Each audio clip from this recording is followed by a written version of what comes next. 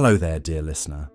Welcome to this calm, cozy space where we delve into fascinating tales from history, perfect for unwinding at the end of a long day or drifting off to sleep. Before we begin our story, I'd love to know where in the world you're tuning in from and what time of day it is for you right now. Feel free to leave a comment and share. And if you enjoy these relaxing forays into the past, consider subscribing for more soothing, historical storytelling. Tonight, we embark on a journey back through the centuries to Imperial China, where we'll explore the complex and often difficult lives of the emperor's concubines. These women, chosen for their beauty and their potential to bear royal heirs, existed in a world that was both gilded and grim. As we peek behind the ornate screens and step into their embroidered slippers, we'll discover that life in the imperial harem was far from a fairy tale. But before we venture into the palace intrigue and personal dramas, let's first set the scene. Imagine the sprawling compounds of the Forbidden City in Beijing, with their vermilion walls, sweeping tiled roofs and grand halls. A place of unimaginable grandeur and wealth, the heart of a dynasty that ruled over millions.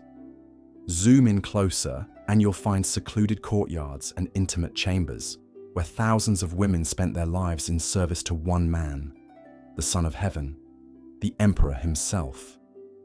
Here, the usual order of Chinese society was upended. Within the high red walls, the Emperor's mother, Empress and consorts, wielded power and influence unthinkable for women in the outside world. Yet even the most favoured concubine could never forget that her status hung on the whims of men, her father or brothers who gave her to the palace, the emperor who decided her fate with a wave of his hand. She existed in a gilded cage, her life devoted to pleasing and bearing children for one all-powerful man. The story of how the institution of concubinage rose to such importance begins back in the mists of China's history. For dynasties, emperors took multiple consorts as a way to ensure a plentiful supply of male heirs to continue their lines. But concubines weren't just baby-making machines. They were also political pawns, signs of status and vessels for their families' hopes of advancement. From the mighty Tang to the final Qing dynasty, having a daughter selected as an imperial bedfellow was the highest ambition for many a Chinese family. Of course, the reality of concubine life rarely matched the fantasy. Behind the silks and jewels lay a world of cutthroat competition, precarious power, and dashed dreams. Many of these women, often just girls when they entered the palace, found that their great fortune came at a steep price. A life without freedom, security, or true companionship. As we'll see, an imperial concubine's only real path to influence was to win the emperor's favor and bear his son. But in the treacherous waters of harem politics, today's favorite could swiftly become tomorrow's cast-off. So come, let us pull back the embroidered curtain and tiptoe down the hushed palace corridors. There are secrets to uncover and stories to tell. Stories of vicious rivalries and doomed romance, of devastating loss and fleeting triumphs, of women who schemed and struggled to survive in a world they didn't choose. As we explore what it was really like to be one of the emperor's women, I invite you to sink deeper into relaxation, letting my voice and these tales from long ago carry you closer to tranquil slumber. Our first chapter begins with a young woman from a humble background who finds herself plucked from everything familiar and thrust into a whole new world. Imagine for a moment you are a teenage girl from a small village, accustomed to running in the fields with your siblings and learning embroidery at your mother's knee. But your delicate features and graceful bearing have caught the attention of an imperial scout, always on the lookout for potential new concubines to grace the emperor's halls and bear his offspring. One day, without warning, you are taken from your home and family to begin the long journey to the Forbidden City, You fight back tears as you bid farewell to everything you've ever known, your heart fluttering with both excitement and fear at what awaits you. You are headed for a place that looms large in myth and whispers, the Emperor's Palace, where thousands of women live out their lives in service to the Dragon Throne. As your palanquin carries you through the towering gates and into the palace grounds, you can't help but marvel at the grandeur that surrounds you, sweeping tiled roofs, gilded statues, and ornate pavilions. A whole world pulsing with life and activity. But as you are ushered into the secluded women's quarters, the reality of your new circumstances starts to set in. Here, you are no longer daughter, sister, or friend, but one of thousands of concubines vying for status and survival. You must quickly learn to navigate the intricate web of palace hierarchies and protocols. From how to dress and speak in the presence of superiors to the proper way to serve tea to the Empress Dowager, every action is regulated and scrutinized. The simplest mistake could mean humiliation or harsh punishment from higher-ranked consorts. Far from the warmth and freedoms of your old life, you find yourself in a regimented, almost monastic existence, your days dictated by the endless imperial rituals and duties. You are a bird in a gilded cage, your value tied to your beauty, fertility, and ability to please the Emperor. And yet, as you lie in your silk-draped bed at night, listening to the lonely sound of a flute drifting over the palace walls, you can't help but dream of the day when the Emperor might call you to his chambers and favor you with his affections. But as we shall see, winning the dragon's heart is a dangerous game, one that could lift you to dizzying heights or cast you into ruin. The life of an imperial concubine was often nasty, brutish and short, with true power and security always just out of reach. As we continue our tale, we'll meet concubines who schemed and struggled, who rose and fell, all in the hopes of surviving in this glittering but treacherous world. For now, though, let us leave our young heroine to find her way in this strange new land of rules and rituals, to take her place on the lowest rungs of the harem hierarchy. Her story is just beginning, and there are many more to be told. As we pause here, I invite you to let go of any remaining tensions, to sink a little deeper into relaxation as my soothing voice carries you closer to restful sleep. There's no need to hold on to the details or remember every name. Simply let the tale wash over you like a gently flowing river. In our next chapter, we'll explore the vicious harem politics that ensnared so many concubines, where a careless word or a strategically placed gift could make or break a woman's fate. We'll see how even the most innocent young concubine could be drawn into the deadly games of seduction and betrayal that roiled beneath the palace's placid surface. But that is a story for another time. For now, dear listener, I invite you to simply rest, to let my words paint pictures in your mind as you drift closer to sleep's sweet embrace. The tale will be here waiting for you next time, ready to carry you back to that long-ago world of silk and shadows, of whispered secrets and forgotten dreams. Until then, may your slumber be deep and peaceful, and your dreams filled with the gentle currents of history's stream. Good night. The first thing a young girl selected to join the Imperial harem would have noticed was how different the Forbidden City looked, smelled and sounded from anywhere she'd been before. As she stepped through towering red gates into the vast walled complex, an alien world of soaring tile roofs, grand ceremonial halls, and exquisitely landscaped gardens unfolded before her eyes. Incense hung thick and heady on the air, mingling with the scent of fragrant woods and the perfumes of thousands of scrupulously groomed women. The clamour of the city outside faded, replaced by chirping birds, murmuring eunuchs, and the swish of the long embroidered silk robes favoured by the palace residents. For a girl from a humble background, as many of the emperor's chosen women were, the magnificence and size of the Forbidden City would have been jaw-dropping. It's estimated that during the Ming dynasty, The palace complex housed as many as 10,000 eunuchs and maids, in addition to the emperor's hundreds of wives and consorts, all dedicated to serving the Son of Heaven and his sprawling imperial household. Just the harem quarters alone, known as the Six Palaces, contained hundreds of buildings and some 9,000 rooms. But for a new concubine, wonder at her opulent surroundings would soon give way to apprehension and anxiety. Here she would live out the rest of her days, sequestered from the outside world, her sole purpose to serve the emperor and bear his children.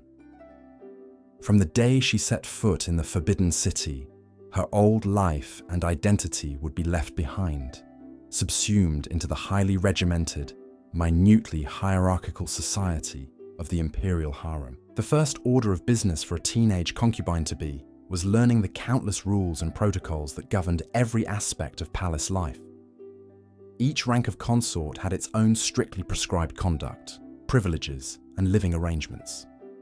A dizzying array of minute regulations dictated everything from how to walk, speak, and bow in the presence of a superior to permissible colours of clothing and styles of jewellery and headpieces. Even for a low-ranking concubine, mastering this meticulous palace etiquette was essential, as a single slip-up could mean a severe beating or even expulsion from the harem. Eunuchs and older palace women would drill the girl daily in the proper forms of address, comportment, and ritual until she could navigate the myriad codes of harem society. Along with learning her new role, a novice concubine would have to adjust to being utterly cut off from her family and former way of life.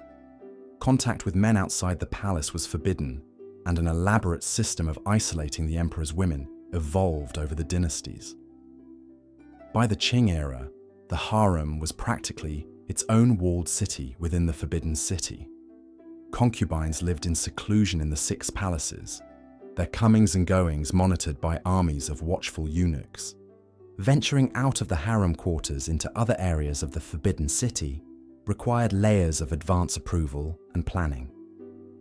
Wherever the emperor's women went, eunuchs came ahead to clear the streets of all men, hanging curtains over doorways and windows.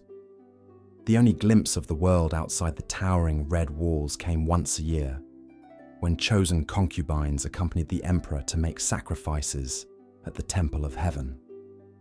Even then, they travelled in curtained palanquins, hidden from view. So a concubine had to reconcile herself to living in a gilded cage for the rest of her life, her chances of ever leaving remote. Few emperors allowed their consorts to retire from the palace, even in old age. An emperor's women were considered his possessions, not free to leave his service. In the words of one Qing emperor, they belonged to the palace and should die in the palace. For a vivid illustration of how difficult this severing of family ties could be for a young woman, consider the story of Imperial concubine Li, who entered the Forbidden City at the age of 13 in the early 1800s. Chosen for her beauty, Li was the daughter of a Han Chinese general, but her family's military status didn't exempt her from the loneliness and fear experienced by new palace women from all backgrounds. In the 1827 memoir Yehonala's Captivity, Li recalled her traumatic early days as a junior concubine. She referred to the Forbidden City as a large prison and wrote of her despair at losing all contact with her parents and siblings. Li's brother, a powerful general, petitioned the emperor to allow his sister a brief visit home to see her dying father, but the request was denied. "I felt as if I was living a nightmare." Li wrote of realizing she might never see her family again. As much as a concubine might miss the comforts and freedoms of her former life, she had no choice but to dedicate herself to her new role. First and foremost, serving the emperor. While emperors had their pick of hundreds of beautiful women, most of his chosen concubines would never so much as speak to him or be summoned to his bed. But from her first day in the palace, a concubine had to be ready to wait on and submit to the emperor at any time. Eunuchs and maidservants would help the women dress to be pleasing to the emperor in case he called them to attend on him. They wore elaborate makeup and were doused in his favorite scents. At night, the concubines slept in bedding printed with names so the emperor could easily choose one of them to spend the night with him. For the small minority of concubines who drew the emperor's favor, pleasing him became a consuming pursuit, the key to survival and advancement in the cutthroat world of harem politics. An emperor's sexual and emotional preferences could become an obsessive focus. His preferred wine, music, poetry, even pillow arrangement were carefully studied. With success so dependent on fickle male desire, a coveted position was never secure. While low-ranking concubines scraped by on meager allowances and wore rough cotton and linen, the most favored consorts dripped in pearls and jade and enjoyed lives of great material privilege. If a concubine was lucky enough to bear the emperor a son, she could be elevated to the status of consort or even empress and wield significant influence at court. So the stakes were high in the contest for imperial favor and the benefits it brought. But it was a treacherous game to play, as a consort who fell from grace could face demotion, exile, or worse. The potential rewards tempted some ambitious concubines to resort to vicious schemes against their rivals, from character assassinations to actual murder by poison. Few concubines in history deployed seduction and manipulation with as much ruthless skill as consort Qi, who entered the Ming Emperor Jiajing's harem as a junior concubine sometime in the 1530s. A woman of humble birth but exceptional beauty and cunning, Qi quickly became Jiajing's favorite. Not content with her exalted status, she set out to destroy the woman who outranked her, Empress Chen, Jiajing's first wife. The plotting concubine bribed a eunuch to accuse Empress Chen of using witchcraft to curse the emperor, a treasonous offense. At consort Qi's urging, Jiajing ordered his wife arrested and the use of torture to extract a confession from her. The empress was demoted to a commoner and imprisoned, but even in disgrace she remained a threat to Qi's ambitions.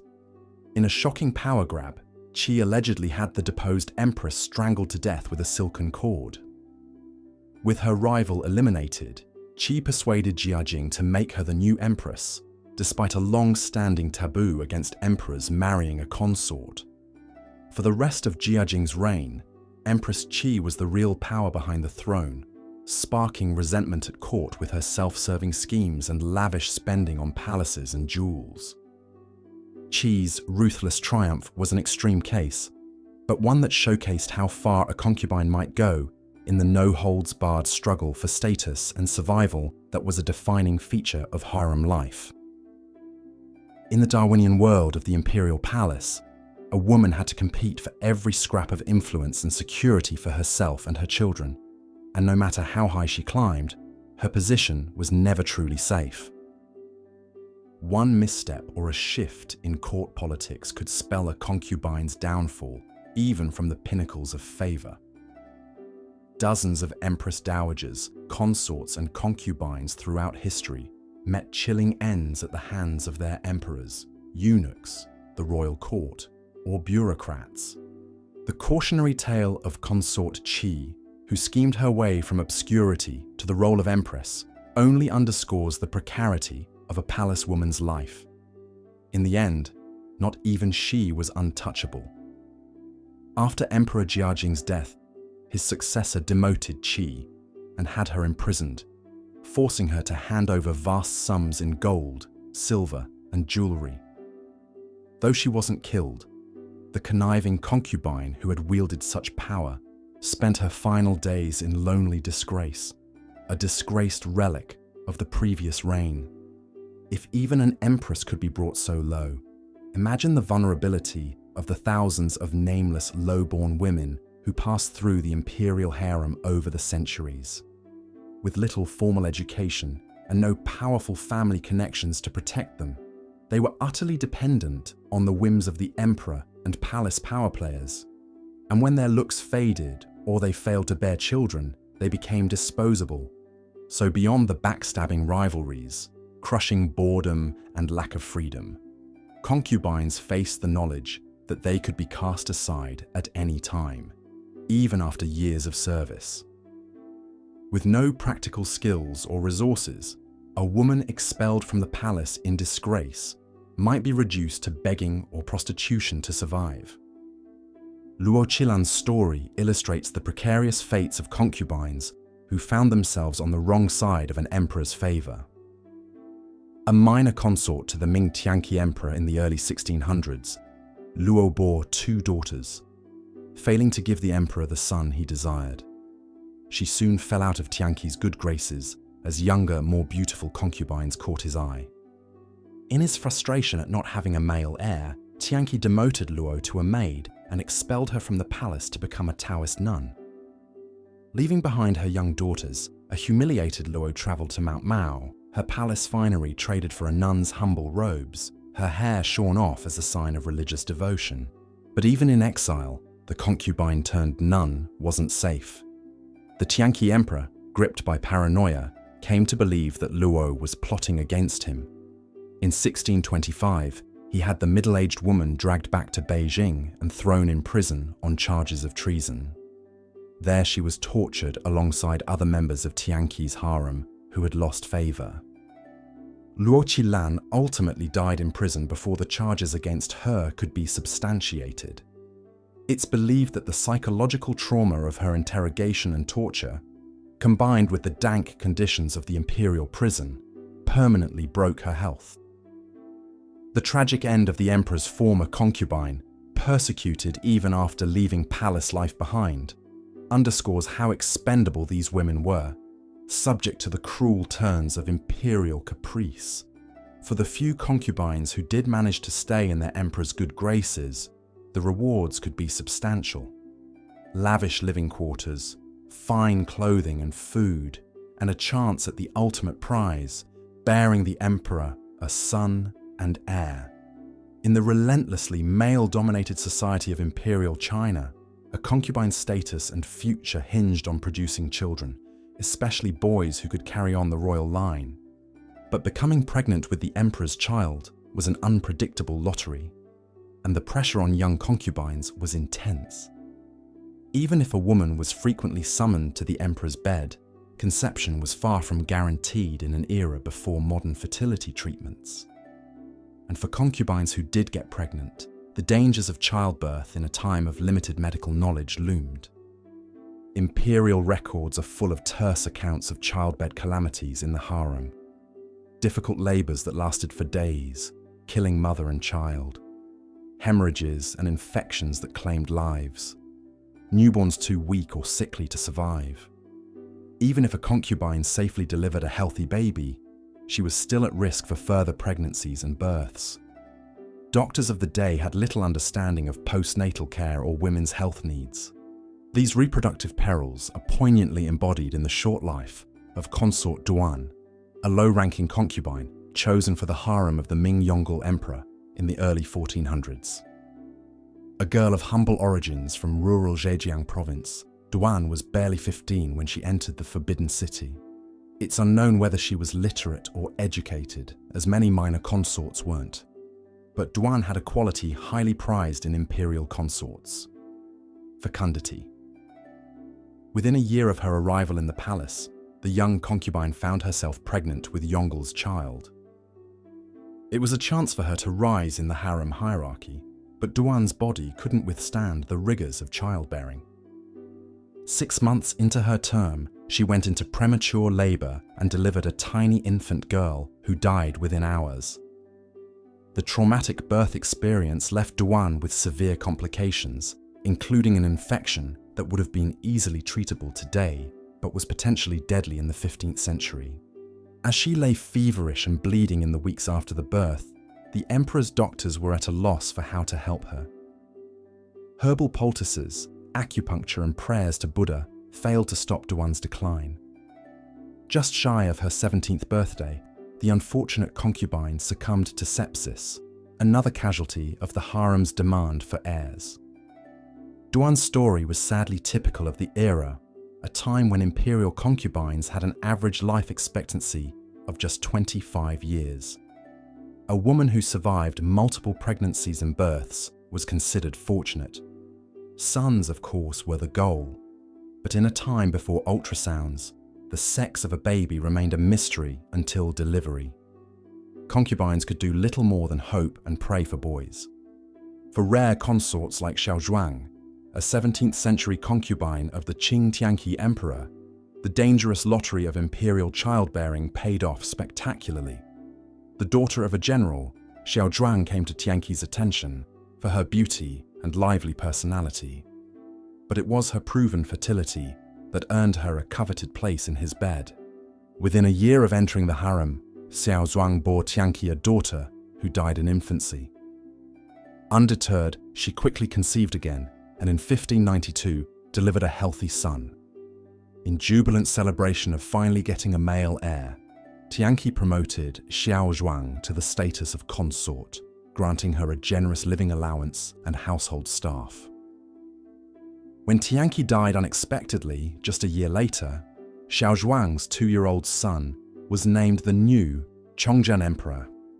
And as mother of the boy king, Xiao Zhuang found herself in the powerful role of Empress, Dowager, and Regent.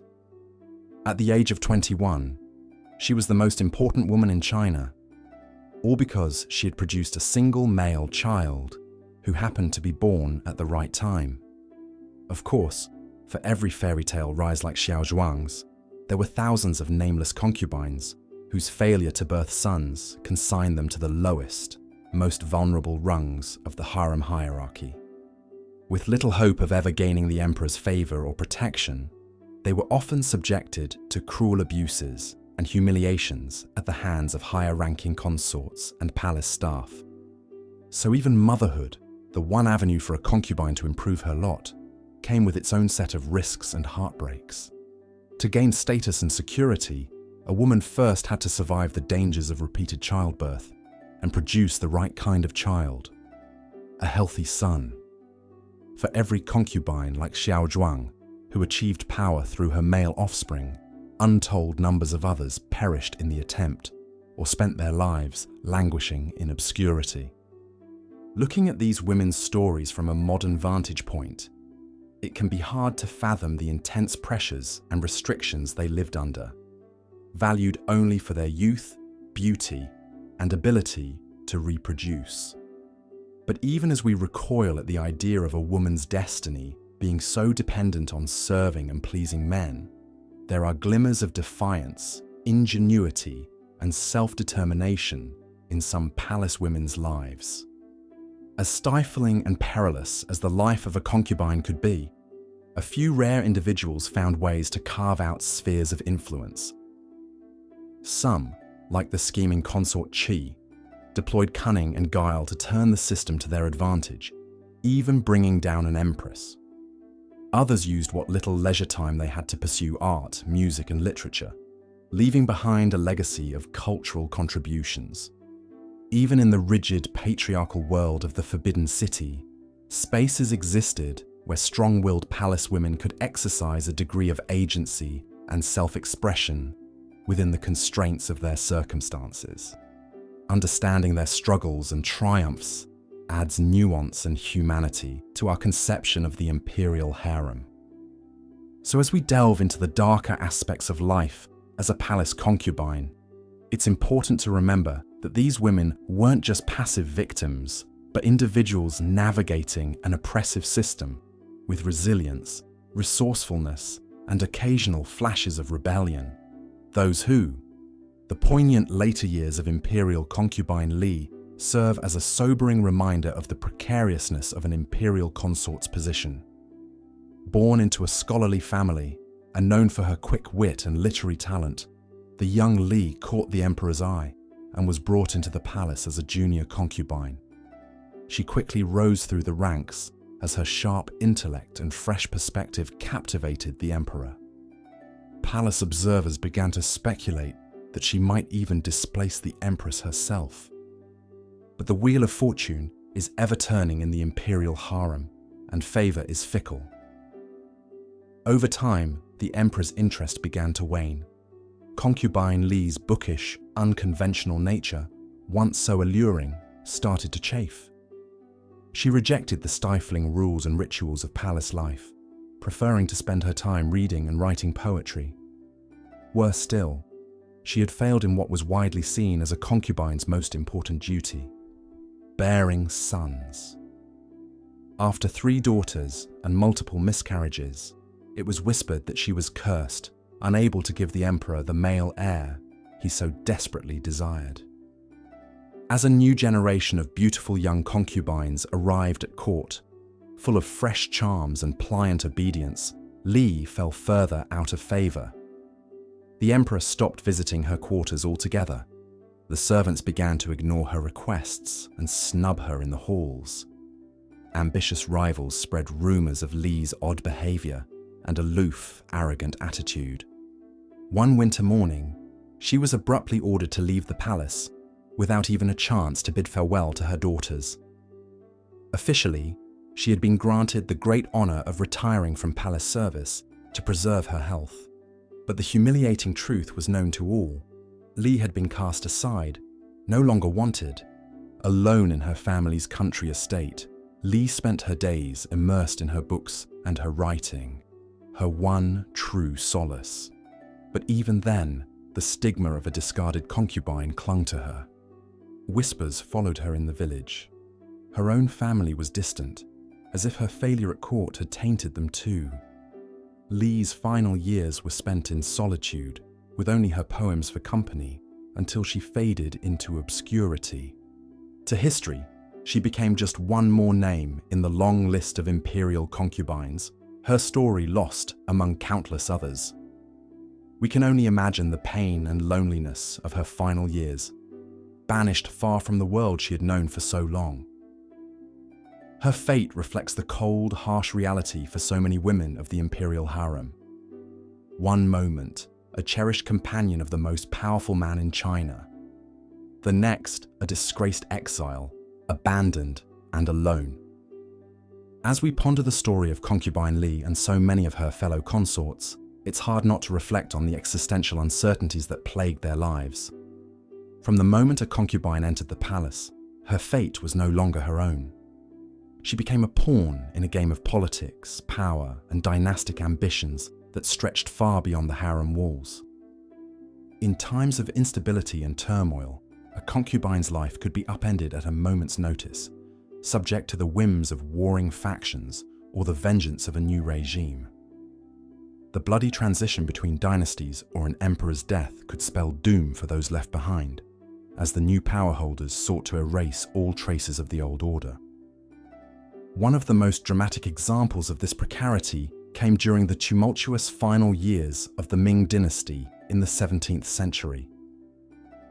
As rebel forces stormed the capital and the last Ming emperor hanged himself from a tree, the once mighty imperial harem dissolved into chaos. The rebel leader, Li Zicheng, upon capturing the Forbidden City, was said to have rounded up all the emperor's concubines for his troops' pleasure, before ordering them slaughtered.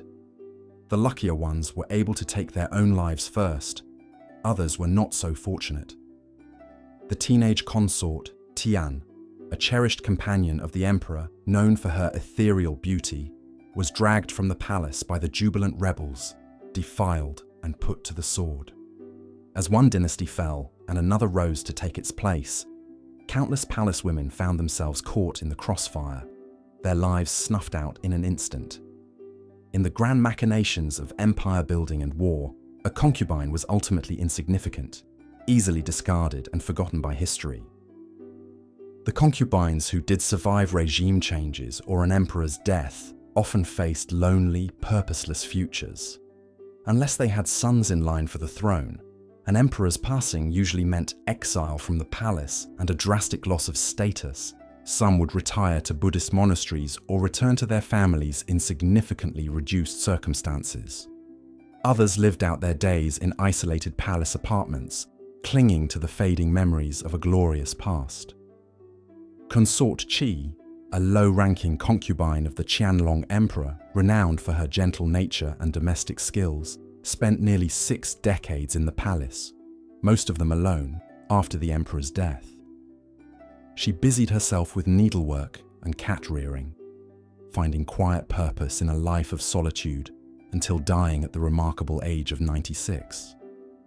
For all the romantic tales of great imperial love stories and concubines who rose to wield extraordinary influence, the reality is that the vast majority of these women led cloistered, unfulfilled lives, with little autonomy or control over their destinies. They were ornaments, vessels for childbearing, instruments of pleasure, but rarely were they truly seen or treasured for themselves. In the end, when we look past the silk and jewels and decadent trappings of the imperial harem, we find real women with hopes and dreams and fears, most of whom suffered more than they celebrated.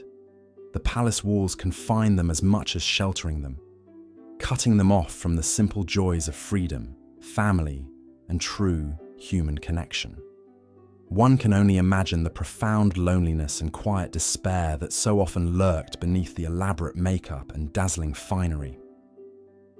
As we conclude our journey through the inner world of the imperial concubines, let us remember the individual human stories behind the grand tales of history. These women were daughters, sisters, mothers, each with her own unique voice and experiences, even if most have been lost to time.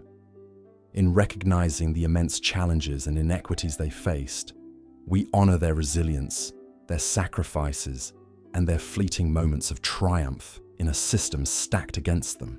The life of a concubine in Imperial China was, for most, a gilded cage, a place of illusory luxury and prestige that could turn into a suffocating prison at a moment's notice. They existed suspended between worlds, never fully belonging to the imperial household, but cut off from normal society and any chance at an ordinary life. In many ways, the harem was a microcosm of the rigid hierarchies and power imbalances that shaped much of traditional Chinese society. It was a realm where a woman's worth was determined by her youth, her beauty, and above all, her ability to bear sons, a place that pitted woman against woman in a relentless competition for survival and status. For all the romantic fantasies and exotic mystique that have long surrounded the institution of the imperial harem, the reality was often one of exploitation, frustration, and despair. The stories of these concubines, told in whispers and snippets and tantalizing fragments, remind us of the immense complexity of the human experience across time, of the ways in which even the most exalted and envied of existences could be shot through with profound tragedy and loss. In the end, perhaps the most enduring lesson we can take from the lives of the imperial concubines is a renewed appreciation for the extraordinary freedoms and opportunities so many of us enjoy today. The idea of a world in which half the population could be effectively imprisoned and reduced to commodities in service of the other is shocking to the modern sensibility. Yet this was the accepted reality for countless generations of Chinese women. As we close this chapter on the inner realm of the emperor's consorts, let us carry forward a spirit of empathy and a determination to continue fighting for a world in which every individual, regardless of gender or circumstance, has the chance to live a life of purpose, dignity, and self-determination. The poignant shadows of the women who dwelled deep within the Forbidden City remind us of how far we've come and how far we still have to go. Though their voices have faded, their stories endure as a testament to the indomitable human spirit in the face of even the most suffocating constraints. In honoring their memory, we keep alive the dream of a world in which the yearning hearts of the forsaken concubines might finally find solace, and every woman might have the chance to shape her own destiny under the boundless open sky. The difficult road to motherhood. For the women of the imperial harem, the pressure to produce an heir, especially a son, was immense.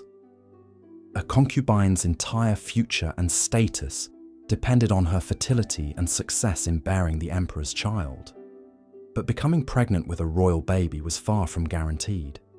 With thousands of beautiful women vying for the emperor's attention, most concubines only rarely had the opportunity to spend the night with their sovereign master. Some were summoned to the emperor's bed only once in their lives. Even for the fortunate few who did catch the emperor's eye, the occasions for intimate encounters were limited, dictated by elaborate palace rituals and rotation systems designed to give many women a chance to serve the Son of Heaven.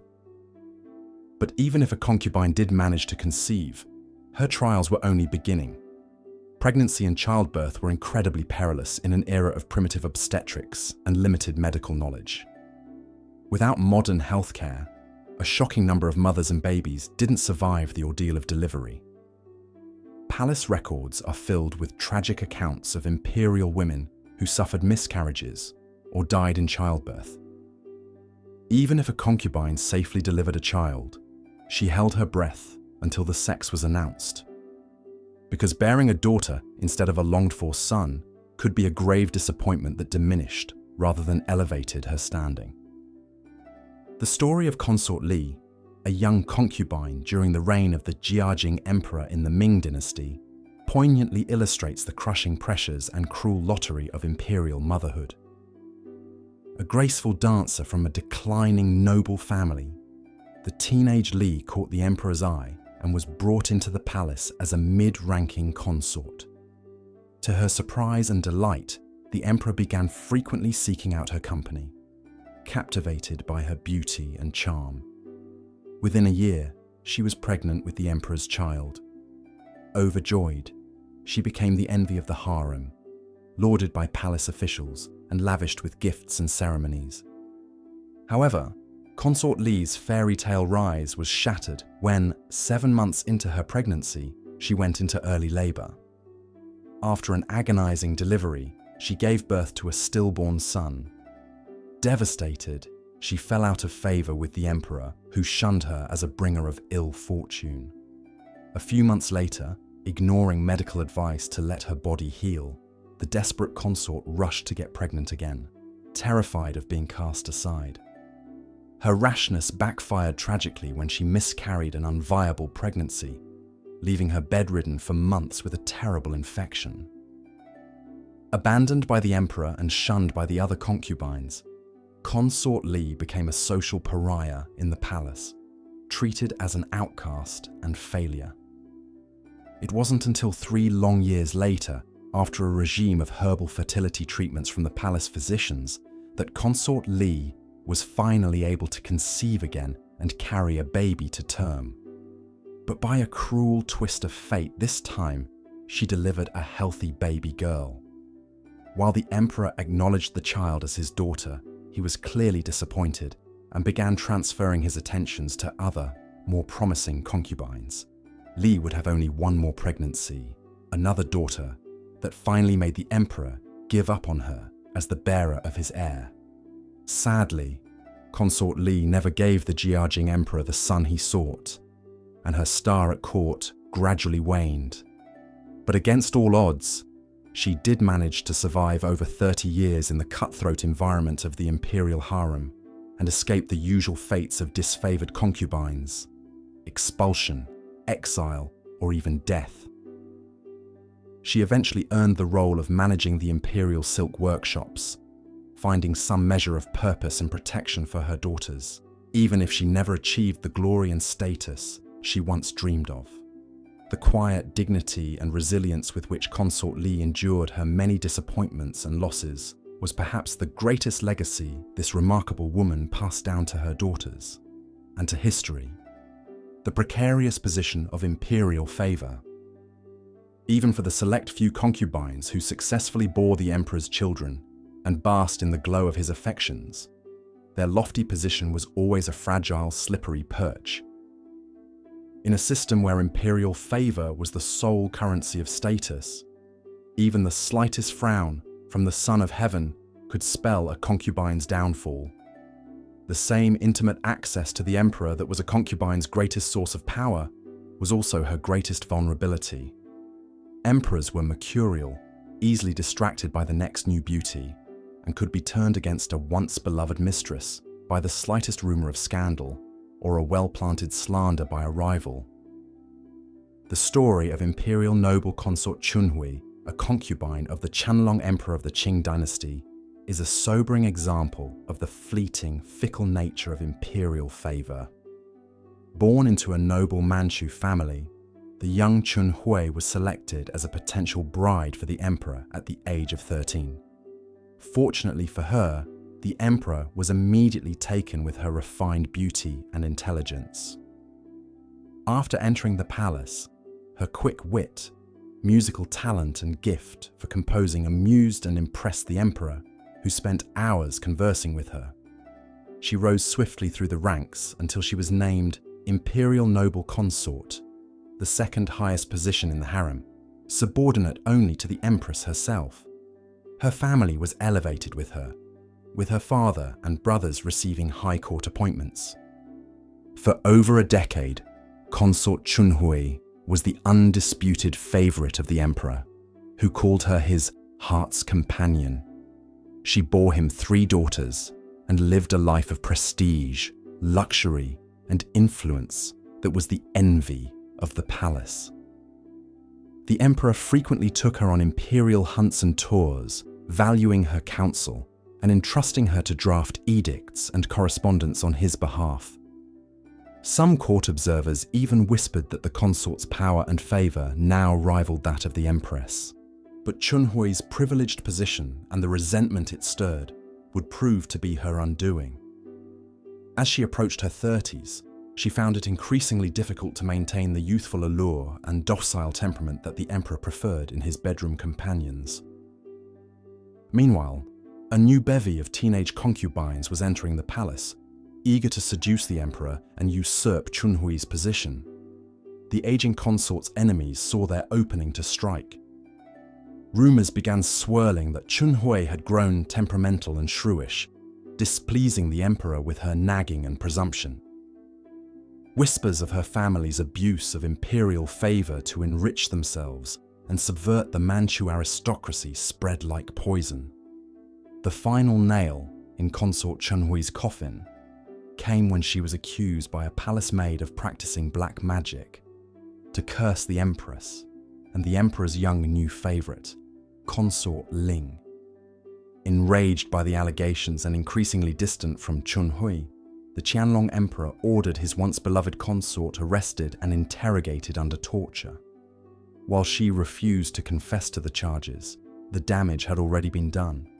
Stripped of her position and titles, the disgraced Chun Hui was expelled from court and imprisoned in a remote frontier fortress on the frigid edge of the empire. Tragically, she died a few years later in lonely exile, a bleak end to a glittering life. Her family was also implicated and purged, erasing the legacy she had worked so hard to build. The sad fate of Consort Chun Hui stands as a warning about the fleeting, backstabbing intrigues of imperial politics, where even the most favored concubine could be cast out in the cold at the smallest shift in the winds of power. Powerless pawns in the game of dynasties. The harem was never a tranquil sanctuary, separated from the tumultuous realpolitik of Imperial China. Rather, it was a key battleground where palace power struggles, dynastic conflicts, and even international diplomacy played out on the most intimate stage. Concubines could, at any moment, find themselves transformed into political chess pieces, married off to seal an alliance, taken hostage by an invading army, or even massacred in a purge, if their ties to the losing faction of a succession struggle made them a liability. And the most dangerous, tenuous position of all was that of the concubines in service to the conquered dynasty when a new line of rulers seized the Dragon Throne. The turbulent transition from the Ming to the Qing dynasty in the 17th century and the tragic fate of the southern Ming imperial concubines left behind in the Forbidden City starkly illustrates the perils of being a powerless pawn trapped amidst the tides of history. When the Ming capital of Beijing fell to the invading Manchu armies, the last Ming emperor hanged himself on Coal Hill, overlooking the palace, ending his dynasty's 276-year reign. Amidst the chaos and bloodshed of the Manchu takeover, most of the Ming imperial family either fled or were captured and executed. But in the harem apartments of the Forbidden City, the several hundred concubines of the vanquished Ming emperor found themselves abandoned and sealed in with no means of escape. At first, the Manchu general in charge of securing the palace assured the terrified women that they would not be harmed. Many of the higher-ranking consorts and the Ming Empress Dowager initially refused to even unlock the doors to their apartments, let alone come out and surrender to the foreign invaders. But after a tense standoff, the Manchus began to forcibly break into the harem quarters. What happened over the following days would live on in infamy in the palace records and popular legends as one of the darkest chapters in the history of the Forbidden City. The conquering Manchu forces, fueled by adrenaline and flush with victory, saw the former Ming imperial concubines as the spoils of war. The youngest and most attractive women were taken as war prizes. Some hauled away to be gifted to the Khan as tribute. Others handed out to the Manchu officers as rewards for their service. Those that resisted risked mutilation or even death. The older and less desirable consorts were simply left to fend for themselves or driven out to starve in the streets as beggars. A fortunate few found protection by quickly marrying into the invading army. But for many, suicide by hanging or drowning was seen as the only escape from dishonor and an uncertain future at the mercy of their conquerors. The new Qing emperor tried to restore a semblance of dignity to the palace by incorporating some of the remaining Ming consorts into his own harem in subordinate roles and ranks, where they could keep an eye on them. But even those spared the worst fates would never truly be trusted. For the rest of their lives, the surviving Ming concubines lived under a cloud of suspicion and resentment, always at risk of being implicated in the constant Ming loyalist rebellions and plots against Qing rule. The anguish, abuse, and fear they endured would haunt the harem for generations, a bloody reminder of the steep price of dynastic change paid by even the most cloistered women of the palace. Lonely, unfulfilled lives. For all the scheming and jockeying for status that defined harem life, the reality was that the vast majority of imperial concubines spent their lives waiting for a brief moment of affection or recognition that would never come. The mathematically impossible odds that a concubine, even a high-ranking one, would capture the emperor's sustained attention meant that most passed their days in an excruciatingly limited world, cut off from the normal joys and sorrows of life. With so many women and so few opportunities to leave a mark, thousands of talented, vivacious, and remarkable concubines lived and died in total obscurity within the red walls, leaving no trace of their names or stories in the records of history. This quiet tragedy is perhaps best exemplified by the life of concubine Qi, a minor consort during the reign of the Tongzhi emperor in the late Qing dynasty. The daughter of a famed scholar, she was a precociously intelligent and accomplished poet who was selected for the harem at age 15 for her literary talent. Her erudition and ethereal beauty reportedly enchanted the teenage emperor when she was presented to him, inspiring him to write several poems celebrating her as his exquisite orchid and jade treasure.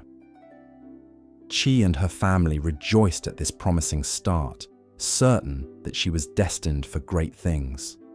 But the young emperor proved to be more infatuated with the idea of Qi as his muse than with the flesh and blood woman. After a few months of chaste romance conducted mainly through the exchange of florid poems, his attentions shifted to the more accommodating beauties who shared his bed. Qi was given a comfortable but lowly rank, her quarters furbished tastefully but without extravagance, with little realistic hope of ever seeing the emperor in person again. She found herself marooned in a strange limbo, cut off from her family, but denied any official status or duties in the rigid imperial household. At first, Qi passed the time by penning wistful poems about her cloistered longing and the changing of the seasons in the imperial gardens that were her entire world. She made a few friends among the other minor consorts who shared her love of literature and comforted herself with the dream that she might still one day be summoned to perform for the emperor and win his favor. But as the years crept by and the emperor remained distant, concubine Qi's hopes gradually dimmed. She came to realize that her lonely life in the palace was not a temporary way station, but a permanent destination. As Qi grew older, she sought solace in the small pleasures and duties available to a woman of her rank, caring for her songbirds, practicing her calligraphy, and mentoring the occasional young consort who arrived at court as naive and optimistic as she had once been. She watched from the sidelines as the emperor took a succession of higher-ranked wives who gave him a daughter but no son before his untimely death from smallpox at the age of 18. In the aftermath, Qi found herself stranded in the palace as forgotten backwater, an aging relic of a previous reign that few in the new court even remembered. In the end, concubine Qi would spend 48 years living in the Forbidden City, nearly her entire life, but would only ever see the emperor that one time at her presentation.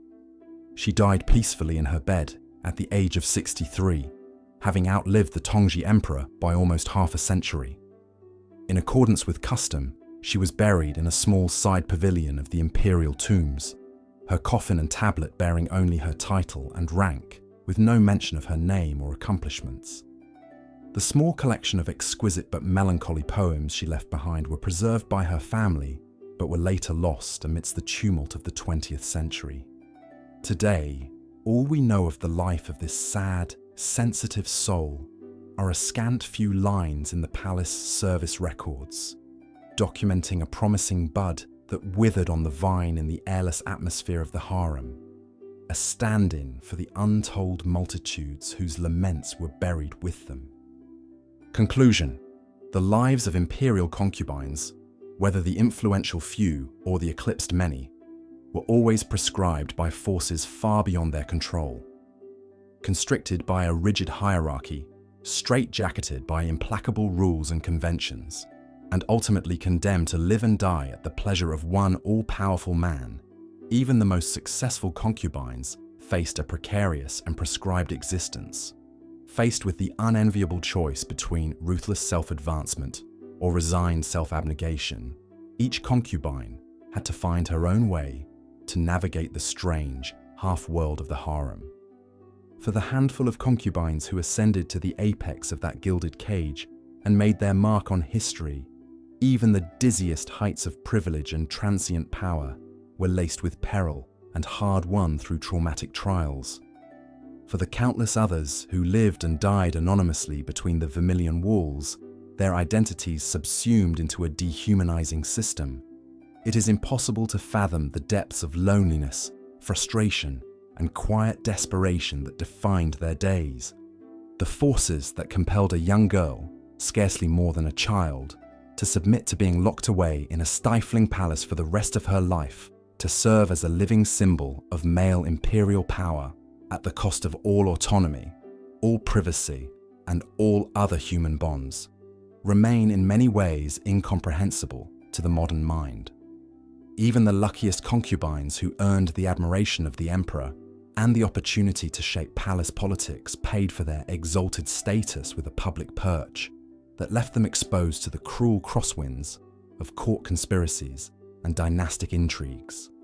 And for the vast majority who lived out their lives in gilded insignificance, history can only imagine the poignant dreams left unfulfilled behind their latticed windows. But however restricted and tragic the individual lives of most imperial concubines were, in the aggregate they helped shape Chinese history over millennia. The women of the harem were the intimate partners, sounding boards and emotional compasses to the men that ruled over and steered the course of the Middle Kingdom. The mothers of heirs, the power behind the throne, the vessels of dynastic legitimacy, concubines wielded a clandestine, indirect authority passed down from generation to generation through whispers behind the silk screen. It is telling that some of the most famous women in Chinese history, from Empress Lu Ji to Dowager Cixi, rose to the pinnacle of power from the ranks of the harem. So when we look back at the lives of imperial concubines through the mists of time, we must see them not just as victims or seductresses, but as survivors and storytellers. Through their struggles, triumphs, and tragedies, they have left us a uniquely feminine chronicle of life in the palace, an alternate history that runs like a hidden thread through the grand tapestry of Imperial. The most famous concubine in Chinese history, who rose from obscure origins to become the emperor's favorite and alter the course of a dynasty, was Yang Guifei of the Tang dynasty. Born into a humble family, her beauty caught the eye of Emperor Xuanzong's favorite consort, and Yang Yuhuan, as she was then called, was recruited into the palace as a low-ranking concubine. There, her stunning looks, musical talent, and quick wit soon won her the attention and affection of the emperor himself. Yang Guifei's rise was meteoric. Xuanzong was so besotted with her that he neglected matters of state to spend all his time with her, showering her with extravagant gifts and titles. He even had the imperial chefs invent new dishes to tempt her appetite. The emperor built her lavish palaces and gardens, the most famous being the Huaqing Palace, with its steaming thermal pools where the lovers would bathe. So great was his adoration that Yang Guifei was allowed to ride in the imperial chariot with Xuanzong and dine at the imperial table, unheard of privileges for a concubine. But this great love story was also a cautionary tale about the dangers of an emperor losing himself in passion and neglecting his duties. As he entrusted ever more power to corrupt officials and Yang Guifei's wastrel kinsmen, the empire began to teeter. When a disastrous rebellion broke out, Xuanzong was forced to flee the capital along with his beloved consort. In a tragic turn, his guards blamed Yang Guifei for the chaos and demanded her death. Heartbroken, the emperor was forced to consent, and Yang Guifei was strangled to death in front of him. It's said that after she perished, the emperor held her lifeless body in his arms and wept inconsolably. The romantic but doomed love between Xuanzong and Yang Guifei has been immortalized in Chinese poetry, plays, and artwork in the centuries since. The great poet Bai Juyi wrote a famous long poem, Song of Everlasting Sorrow, recounting their sweeping tale. To this day, Yang Guifei is still revered as one of the four beauties of ancient China. But her story also crystallized for many the perils of an emperor losing his way in the pleasures of the harem. Indeed, the institution of concubinage was often criticized by scholars and officials as an unnecessary distraction at best, and at worst, a destructive influence that could drag down an entire dynasty, as the Tang nearly experienced. Throughout Chinese history, the harem was a constant source of intrigue, excess, and instability that had to be tightly controlled. This was a key reason behind the practice of selecting brides. The periodic recruitment drives to find new young women to replenish the imperial harem. Emperors and their advisors were always on the lookout for girls from good families, with beauty, intelligence, and virtue, who could be molded into proper palace ladies and bear suitable heirs. The choosings were conducted with great fanfare as the emperor's representatives scoured the land for candidates. For a commoner family, having a daughter chosen was the highest possible honor, a sign of heaven's favor. They could expect rich rewards and a rise in social standing. But for the young girls plucked from their families, often barely into their teens, entry into the imperial harem meant a total rupture with their old lives. They had to leave everything familiar behind and enter into an alien, labyrinthine world of strict rules and rituals not found in any other corner of society. The new recruits spent their days confined within the high red walls of the palace, cut off from family and the outside realm, with an all-female cast of fellow concubines, maids, and eunuch servants. Overseeing them all was the Empress Dowager, mother to the reigning emperor. She ruled the inner palace with an iron fist, governing every minute detail of the concubines' lives. Their mornings began with a ritualized audience before the empress to pay their respects. Their schedules, meals, wardrobes, and duties were micromanaged down to the tiniest of gestures. A new concubine had to learn all the elaborate courtesies of the palace, the correct way to walk, bow, kneel, greet a superior, serve tea. Infractions of etiquette could be harshly punished. So suffocating was the palace atmosphere that many young women fell ill with homesickness and melancholy. There is even a term in Chinese, xi xiang bing, sickness from longing for one's home, that was often used to diagnose newly arrived imperial brides and concubines. One can only imagine the devastating loneliness and alienation these teenagers must have felt, exiled for life in a glittering cage among strangers obsessed with rank and ritual. And yet, some imperial concubines found ways to carve out an existence for themselves within the confines of the palace. They cultivated skills in music, dance, painting, embroidery, and poetry, refined arts that could be used to attract the emperor's interest, but also stave off boredom and solidify their identities. With dedication, a few rose to the highest ranks, wielding considerable influence. Some, like the Song dynasty's Empress Liu, even commanded armies and served as regents for child emperors. These formidable women defied the stereotype of the concubine as a passive vessel valued only for beauty and fertility. They made the best of an oppressive system, playing the game of palace politics with intelligence, resilience, and an instinct for survival. One such woman was Xiao Zhuang, a 17th century concubine of the Qing dynasty emperors Hong Taiji and Shunji.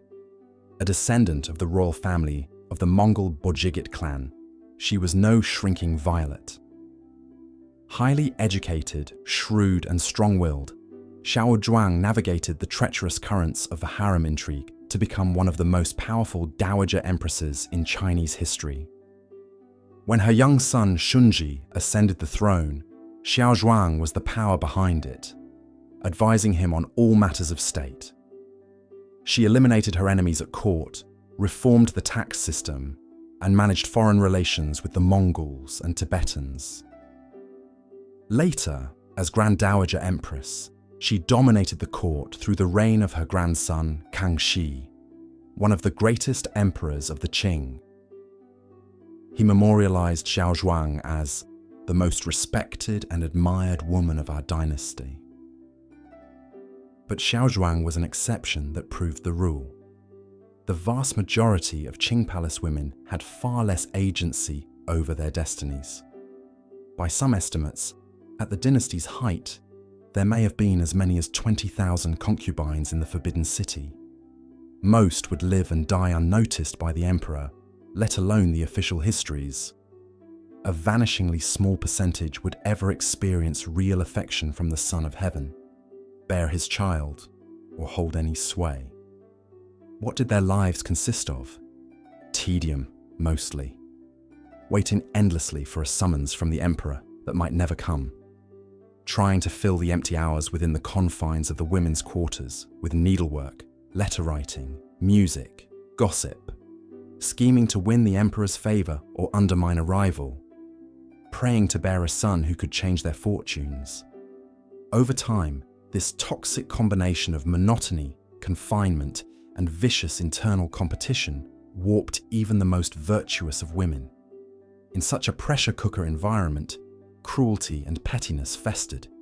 The novelist Pu Songling, in his classic Strange Tales from a Chinese Studio, tells of a new concubine who found a white hair and gleefully showed it to the emperor to tattle on an older consort. Enraged, the emperor ordered the older woman to stay kneeling outdoors in the snow as punishment. Stories abound of concubines using black magic, poisons, or assassins to eliminate their rivals. Some acted out of ruthless ambition, others out of sheer desperation. Even empresses, who in theory had their positions secured, lived in constant fear of being displaced in the emperor's affections by a fresh young beauty. Imagine the pressure of believing your survival depended on keeping an all-powerful man happy, with hundreds of other women waiting to take your place. It's little wonder the imperial harem became a hothouse of neuroses. One of the saddest fates was that of the concubines who found themselves trapped in the purgatory of the so-called Cold Palace. When an emperor died, his childless concubines were often forced to move to a separate section of the Forbidden City to essentially live out the rest of their days in cloistered widowhood, denied any opportunity to remarry or bear children. There they would languish in neglected corners of the palace, forgotten to history, with only the hollow comforts of religion and needlework to sustain them. Occasionally, the curtain is pulled back on their obscure lives. In 2006, an archaeologist discovered a trove of 36 letters by a Ming Dynasty Cold Palace concubine named Dong. Written on silk and concealed for centuries in a palace storeroom, the letters overflow with tender reminiscences of life before entering the palace and bitter laments over the deprivations of her current existence. In one heartbreaking passage, Dong writes to her family, "Worthy younger brother, please send me a jar of pickles, as life in the palace is so miserable. There are many things I'd like to say, but there's no point in saying them aloud." The yearnings and regrets expressed by consort Dong still resonate across the centuries.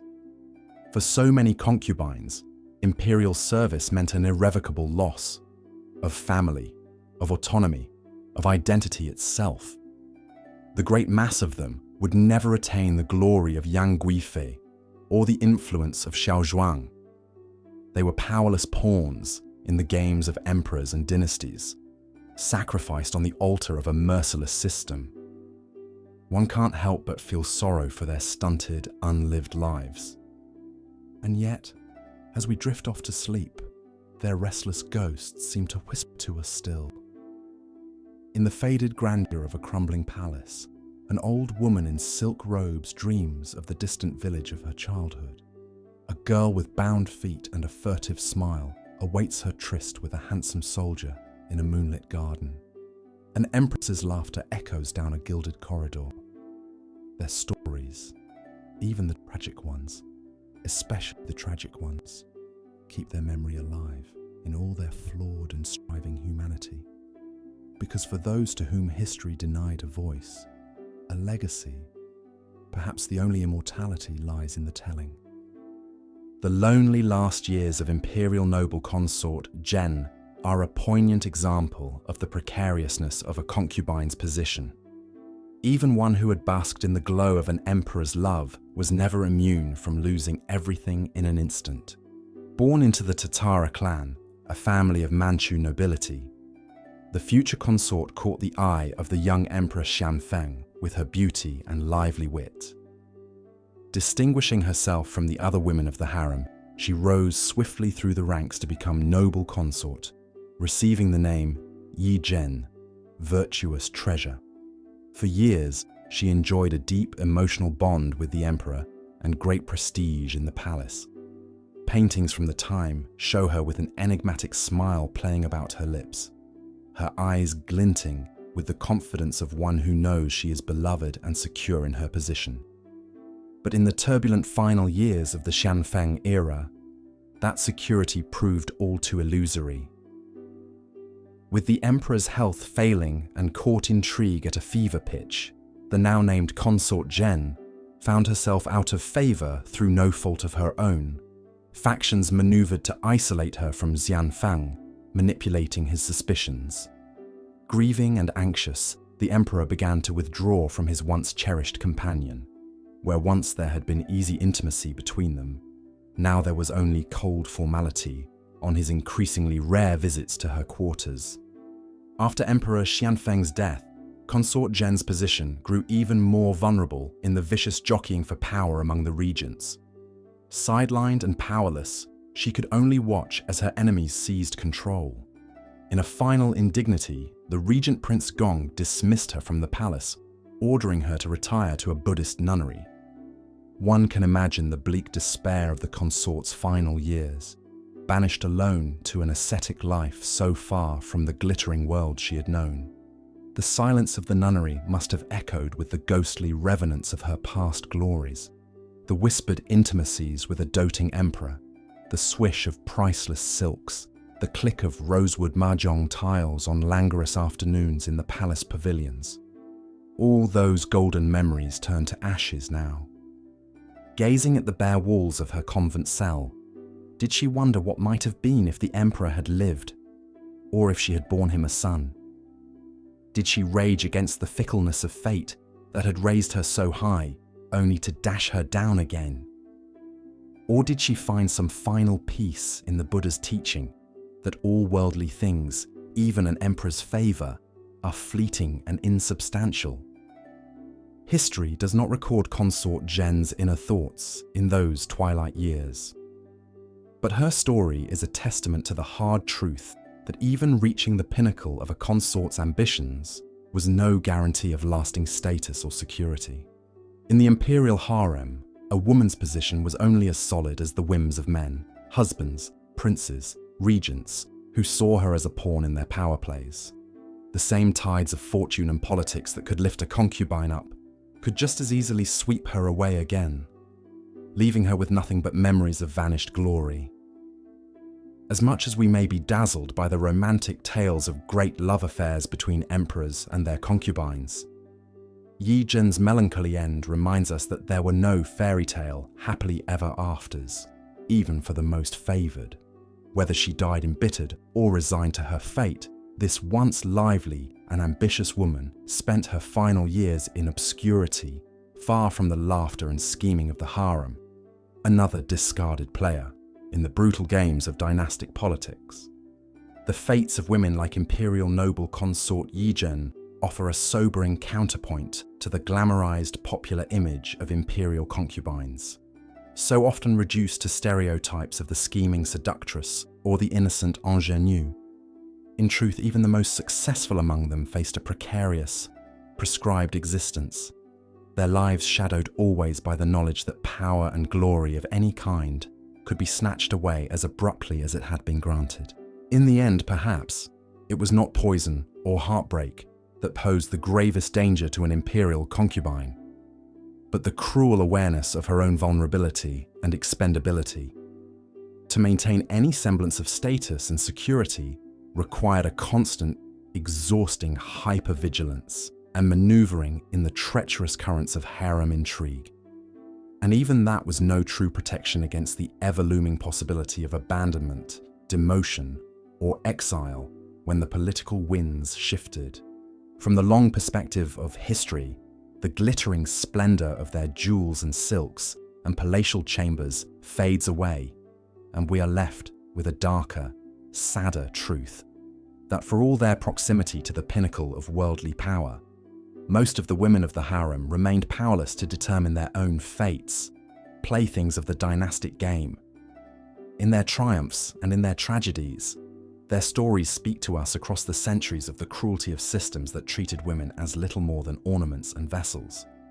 But by striving to understand the complexity and pathos of their experiences, we can restore to them some of the humanity that those systems denied. The echoes of their laughter and their tears, their ambitions and their losses, their fleeting joys and their wasting sorrows, still haunt the silent halls of vanished palaces, waiting for history to honor the women they really were, beneath the heavy robes and headdresses of prescribed roles. In listening to those ghostly whispers, we ensure that their lives were not lost in vain to the crushing weight of the imperial machine.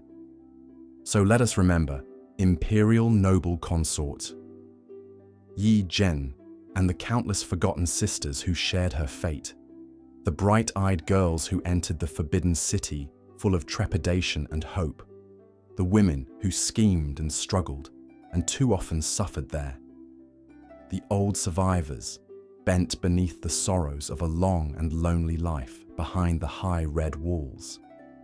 In reclaiming their stories from the shadows, we give their silent struggles meaning at last. And in mourning the tragedy of their oppression, we vow to build a world where women's lives and voices will never again be so confined and silenced. As we have journeyed through the sprawling yet stifling world of the imperial harem, I hope I have illuminated for you the real lives and fates of the women who inhabited it, not the romanticized, eroticized fantasies of popular imagination, but the far harsher truths of their day-to-day existence, hemmed in by towering walls and suffocating protocols, pitted against each other in endless rivalry for the fickle favor of men, valued solely for their beauty and fertility.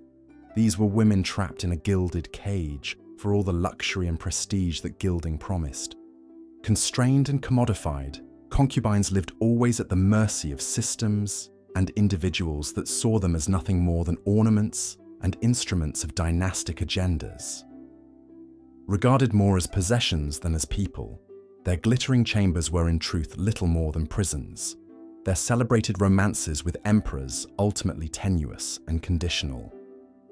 To be an imperial consort, even one who ascended to the peak of that perilous hierarchy, was to know always that your status and security depended entirely on the whims and fortunes of men locked in their own webs of ruthless power struggle. It was to be a pawn on a treacherous chessboard, a piece to be deployed and discarded in the endless games of ambition that roiled beneath the placid surface of palace life. The brave, resilient, striving women who navigated those turbulent waters deserve to be remembered in their full humanity, not merely as the passive objects of men's desires or the convenient villains of history. They laughed, schemed, wept, dreamed, despaired, and through it all endured the unendurable with a fortitude that should stir us still, even as we mourn the cruelties and constrictions that so circumscribed their lives. In the end, the true tragedy of an imperial consort was not the possibility of being cast aside by a fickle emperor or falling victim to a ruthless rival. It was the inescapable awareness that, no matter how high she might rise, or how deep her bond with the Son of Heaven, she remained always a prisoner of the system that had ensnared her, an ornament and instrument in the hands of men whose own power was absolute and unquestionable. The consorts and concubines of the Forbidden City existed in a gilded cage, and no amount of sumptuous trappings could entirely conceal the cold reality of the bars. However much we may thrill to tales of palace romance and intrigue, we must remember always the brutal truths that underlay them, the institutional powerlessness and prescription that even the most exalted could never fully escape. In the lonely last days of a banished consort, or the choking despair of a discarded favorite, we hear the whispered testimony of the price these women paid for their proximity to power, and the lingering sorrow of lives unlived beyond the high, confining walls of the inner palace. As we bid them farewell and draw the curtain on the harem's hushed, cloistered world, let us honor their memory by hearing at last the voices those walls were meant to muffle. Let us celebrate their triumphs and mourn their tragedies, and in doing so, affirm the worth of the vibrant individual lives the imperial system sought to crush and control. The echoes of those lives still haunt the silent halls and windswept pavilions where these women schemed and struggled and endured.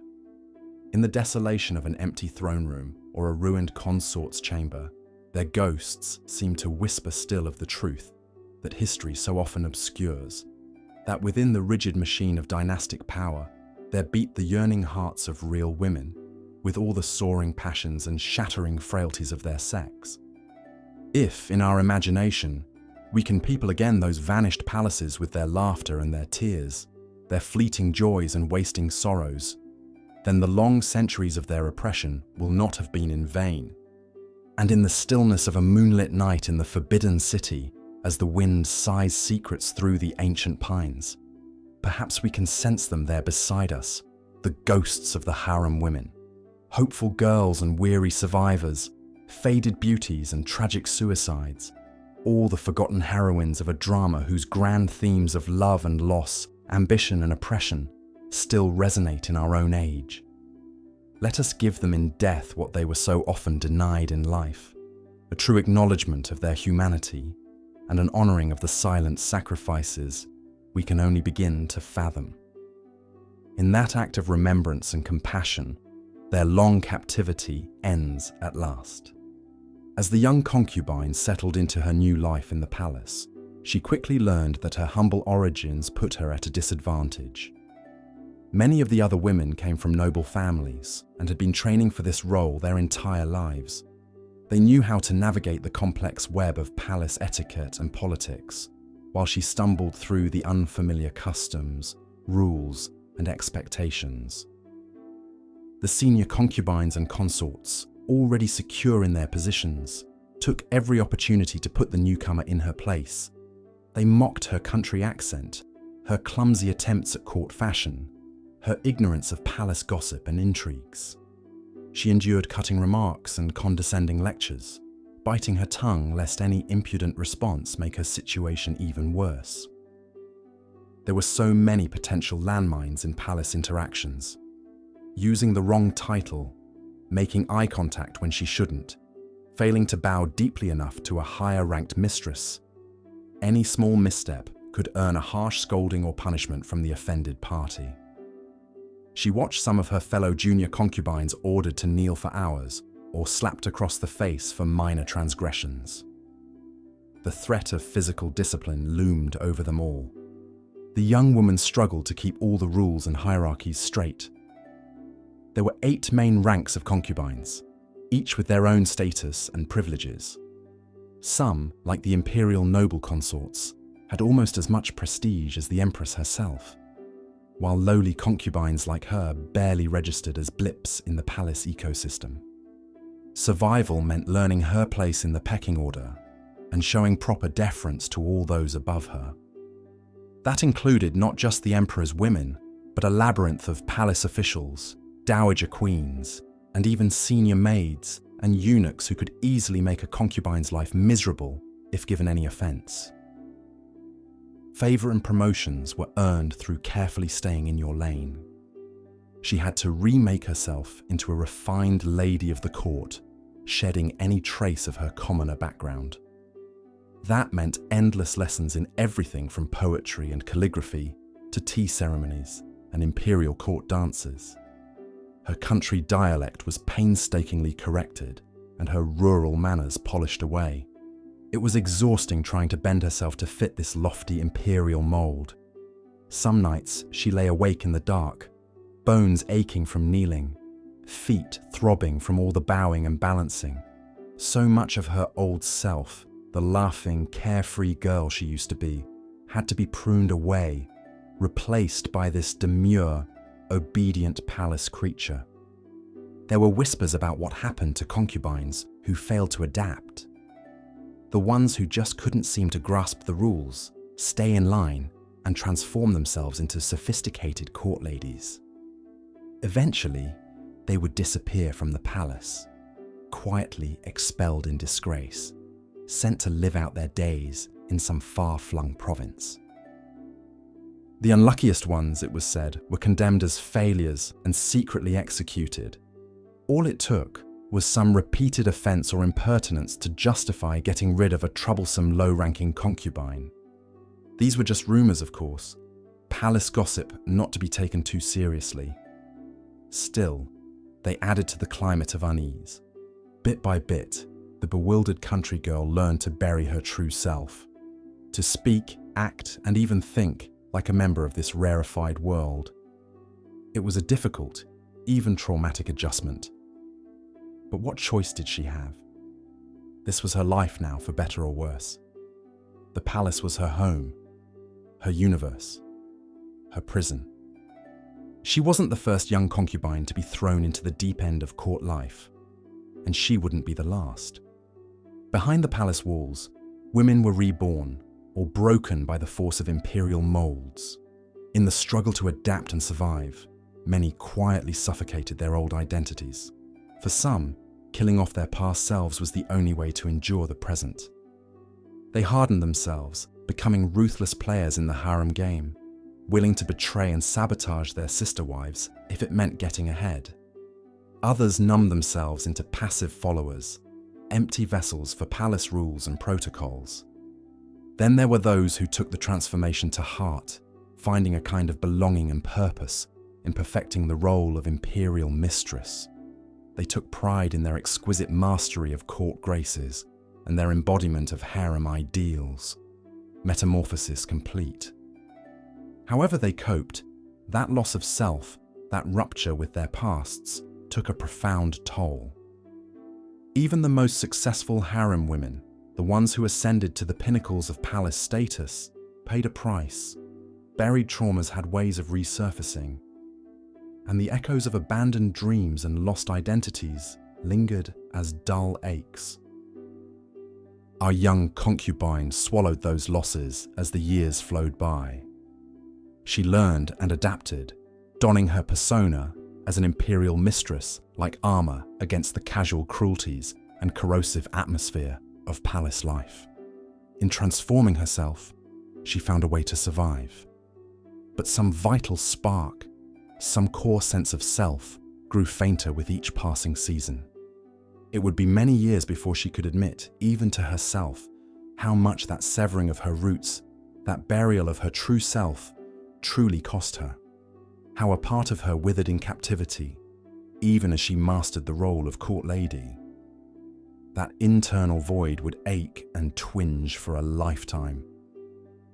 But those insights came later, after decades of harem life wore away her illusions. In those early days, all her energy went into the wrenching metamorphosis from country girl to palace concubine, into learning the Byzantine ways of her gilded cage and appeasing her imperial keepers. Small victories, like memorizing the proper court greetings or being praised for her tea-pouring skills, stood out like bright moments in the lusterless toil of transforming herself. They were fragile affirmations that maybe, with enough effort and sacrifice, she could craft an acceptable place for herself in this forbidding world. The scheming and betrayals that swirled through the palace harem could reach truly operatic proportions. Take the tale of Consort Qi, who ruthlessly plotted the downfall of her chief rival, Consort Feng. Consort Feng was a renowned beauty, known for her gentle nature and devotion to the arts. She quickly became a favorite of the Yongzheng emperor, spending many intimate evenings playing music for him in his private chambers. But this growing closeness did not go unnoticed by the other concubines, especially the prideful and ambitious Consort Qi. Qi had entered the palace at a young age and clawed her way up the hierarchy through a combination of wiles, seduction, and carefully cultivated connections with powerful eunuchs and dowager consorts. She bitterly resented playing second fiddle to the more modest and unassuming Consort Feng. So Consort Qi hatched a devious scheme to frame her rival for theft. She bribed a palace maid to plant one of the emperor's precious antique jade carvings in Feng's chambers. Then Qi tipped off the emperor about the supposed theft. When the incriminating jade piece was discovered in Consort Feng's room, the emperor flew into a terrible rage, refusing to believe Feng's protestations of innocence. He immediately had the hapless consort, Feng, dragged away in disgrace and imprisoned. Overnight, Feng went from the emperor's cherished companion to reviled criminal. She was demoted to the lowest rank of consort and exiled to a distant wing of the palace, her fine robes and jewels stripped away. Meanwhile, with her competitor out of the way, Consort Qi quickly maneuvered herself into the vacant place by the emperor's side. For a time, she basked in the glow of his favor and the resentful envy of the other concubines. But karmic retribution has a way of catching up to even the most artful palace schemers. A few years later, the same palace maid who had helped Consort Qi frame her rival had a change of heart. Racked by guilt, the maid confessed the whole sordid plot to the emperor. In a poetic reversal of fortunes, it was Consort Qi who now found herself dragged before the furious emperor to answer for her treachery. She was beaten severely and then banished from the palace altogether to live out her days in obscurity and disgrace. As for Consort Feng, she was restored to her former rank and allowed to return to the emperor's good graces. But the scars left by her rival's betrayal never fully healed. According to palace legend, on moonlit nights, the tragic strains of Feng's Erhu could sometimes be heard drifting through the palace courtyards, the exquisite melodies tinged with an unmistakable undercurrent of sorrow. Such was the precarious and often poisonous world of the imperial harem, where today's victor could swiftly become tomorrow's vanquished. For even the most favored concubines, power and glory could be fleeting, while resentments festered behind every painted smile. Of course, the greatest ambition a concubine could harbor was to bear the emperor a son. In a world where wives and consorts were ultimately valued for their fertility above all, producing an heir was the one guaranteed path to securing an unassailable position. But the road to motherhood was far from easy for the women of the imperial harem. Becoming pregnant with the emperor's child was an unpredictable affair, subject to the whims of nature and the emperor's fickle attentions.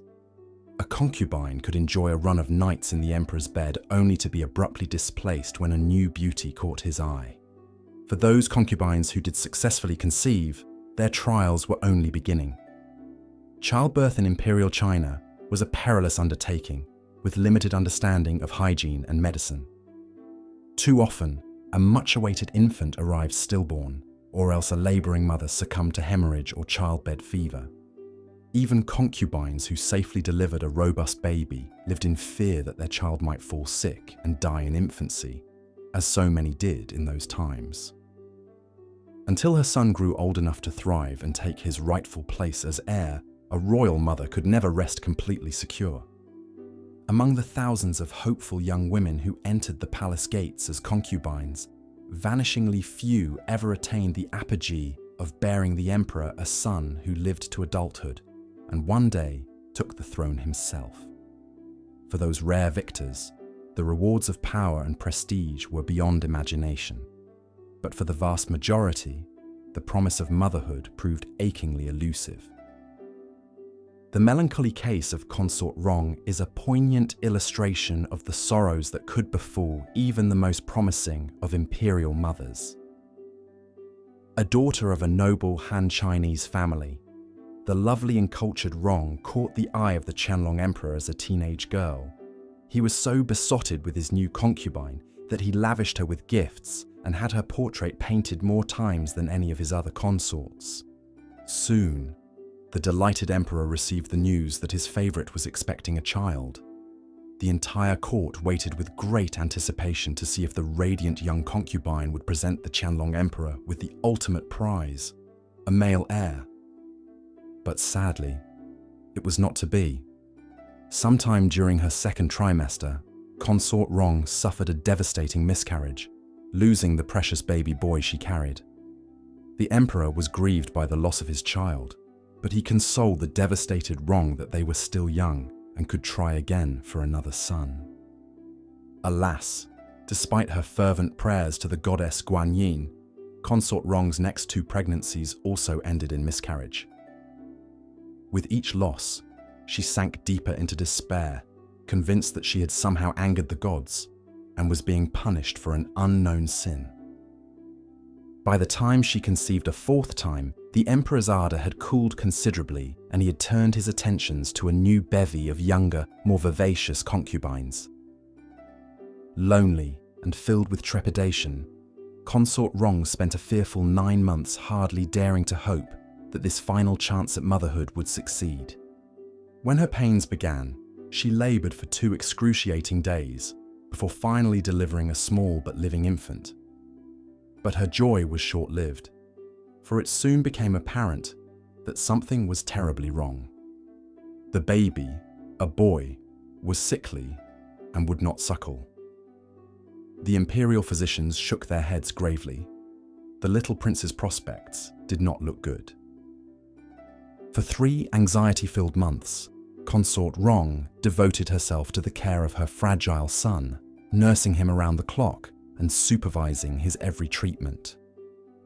Surely, she told herself, if she just poured enough love and prayers into his tiny body, she could will him to live. But it was not to be. On a bleak winter morning, the little prince drew his last labored breath and slipped away, leaving his mother broken-hearted and bereft. All her hopes for a child to love, and for the glory of being the mother of an emperor, crumbled to ashes. Thereafter, whenever the emperor visited Consort Rong's elegantly appointed quarters, he found her listless and withdrawn, no longer the enchanting companion he had once so adored. After a while, his visits tapered off and then ceased altogether. Consort Rong spent her remaining years in the palace drifting like a ghost through the halls, forever trailing the invisible weight of her grief behind her. Hers is but one heart-rending story of the women whose hard-fought path to motherhood was destined to end in sorrow. In the imperial harem, the line between triumph and tragedy could be painfully thin indeed. The ancient Chinese believed that emperors were the sons of heaven, their rule ordained by the mandate of divine authorities. But with such supreme power, inevitably, came earthly temptations and indulgences. The imperial harem, where the emperor could house hundreds or even thousands of beautiful women to serve his every whim and desire, was the ultimate symbol of both his lofty status and very human appetites. From the Tang to the Qing dynasty, generations of emperors relied on the institution of concubinage to satisfy their wants and ensure a plentiful supply of male heirs to continue their royal line. But behind its veneer of luxury and prestige, life in the harem was a gilded cage for the women confined there. Most were pawns in a much larger game, their fates yoked to the fickle favor of one man. Take the story of Consort Qi, a minor concubine during the reign of Qing Emperor Daoguang. Born into a lowly bannerman family, the young girl's beauty caught the eye of imperial scouts. At the tender age of 13, she was taken from her family home and thrust into the alien world of the Forbidden City. Imagine the culture shock of a sheltered teenage girl, accustomed to the humble routines of rural life, suddenly having to navigate the labyrinthine rules and customs of the palace. Even the simplest tasks like eating, bathing, and dressing were rigidly prescribed by rank and protocol. One misstep could bring humiliating punishment. At first, Qi floundered in this cold and forbidding place, so far from everything familiar. Lonely and homesick, she struggled to adapt to the regimented lifestyle and meticulous palace etiquette. The other women, wary of fresh-faced newcomers who might steal the emperor's attentions, gave her the cold shoulder. But over time, the clever girl learned to survive, even thrive, in her new surroundings. She cultivated allies among the senior servants and memorized the intricate social codes that governed harem life. Most importantly, she mastered the subtle art of pleasing the emperor. Her diligence paid off when she was promoted to a higher rank and moved into her own lavish quarters. Yet even as Consort Qi grew accustomed to palace life, she realized the suffocating constraints of her new position. The women of the harem were all rivals for the rarest and most precious resource of all, the emperor's favor. They schemed endlessly to outmaneuver one another, using every weapon at their disposal: beauty, flattery, sex, even treachery and black magic. It was not uncommon for imperial concubines to befriend palace eunuchs, who could serve as spies and allies in their intrigues. Qi heard dark rumors of concubines who bribed eunuchs to poison or curse their rivals. The threat of betrayal lurked around every painted screen and shadowed courtyard. Higher rank brought some protection from the pettiest cruelties and drudge work inflicted on junior concubines. But it also meant a more direct line of fire in the vicious conflicts between consorts. Even the most favored woman could find herself cast out if a new competitor caught the emperor's eye, or she ran afoul of plotting ministers and in-laws. In such a precarious position, bearing children was an imperial concubine's best chance at security. Sons were prized above all else, as only they could carry on the royal bloodline. But conceiving was no simple matter. With so many women and so few opportunities to serve the emperor, becoming pregnant was like winning a cruel lottery. Even then, the dangers were not over. childbirth in the palace was a perilous undertaking in an age of rudimentary obstetrics. Many mothers and babies did not survive the ordeal. Consort Qi herself endured 3 miscarriages and a stillbirth before finally delivering a healthy baby boy. In her relief, she dared to dream of a brighter future at last. Alas, those hopes proved short-lived. As her little prince grew, palace gossip began to whisper that he bore an uncanny resemblance to the emperor's younger brother. Consort Qi found herself accused of conducting an illicit affair, a treasonous offence. Whether the allegations were true or just malicious slander mattered little. Enraged, the emperor had her brutally flogged and expelled from the palace. Cast out into the streets, Qi was spared execution only because of her son. Her family, fearing the emperor's wrath, would not take her in. With nowhere else to turn, the forlorn concubine became a nun and spent the rest of her days in an obscure temple. It's said that she wept for her lost child every day until her lonely death. Consort Qi's tragic tale was just one of countless stories of promising young girls whose lives were upended when they entered the emperor's harem. Most did not even attain the fleeting glory she had before her calamitous fall from grace. They lived and died within the high red walls of the Forbidden City, unknown and unremarked by history.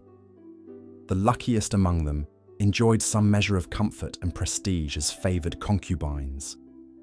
They had sumptuous quarters, fine clothes and food, and small armies of servants to attend to their every need.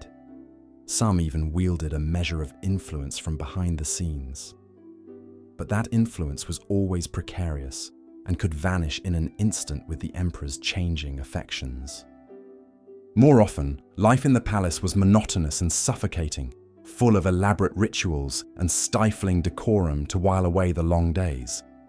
Imperial concubines led cloistered existences, rarely allowed to venture beyond the palace gates. They could never marry for love or choose their own fates. Even their families benefited little from their positions, seldom sharing in their newfound status. And in tumultuous times, when rival factions warred for power or dynasties crumbled, concubines could find themselves treated as little more than political currency.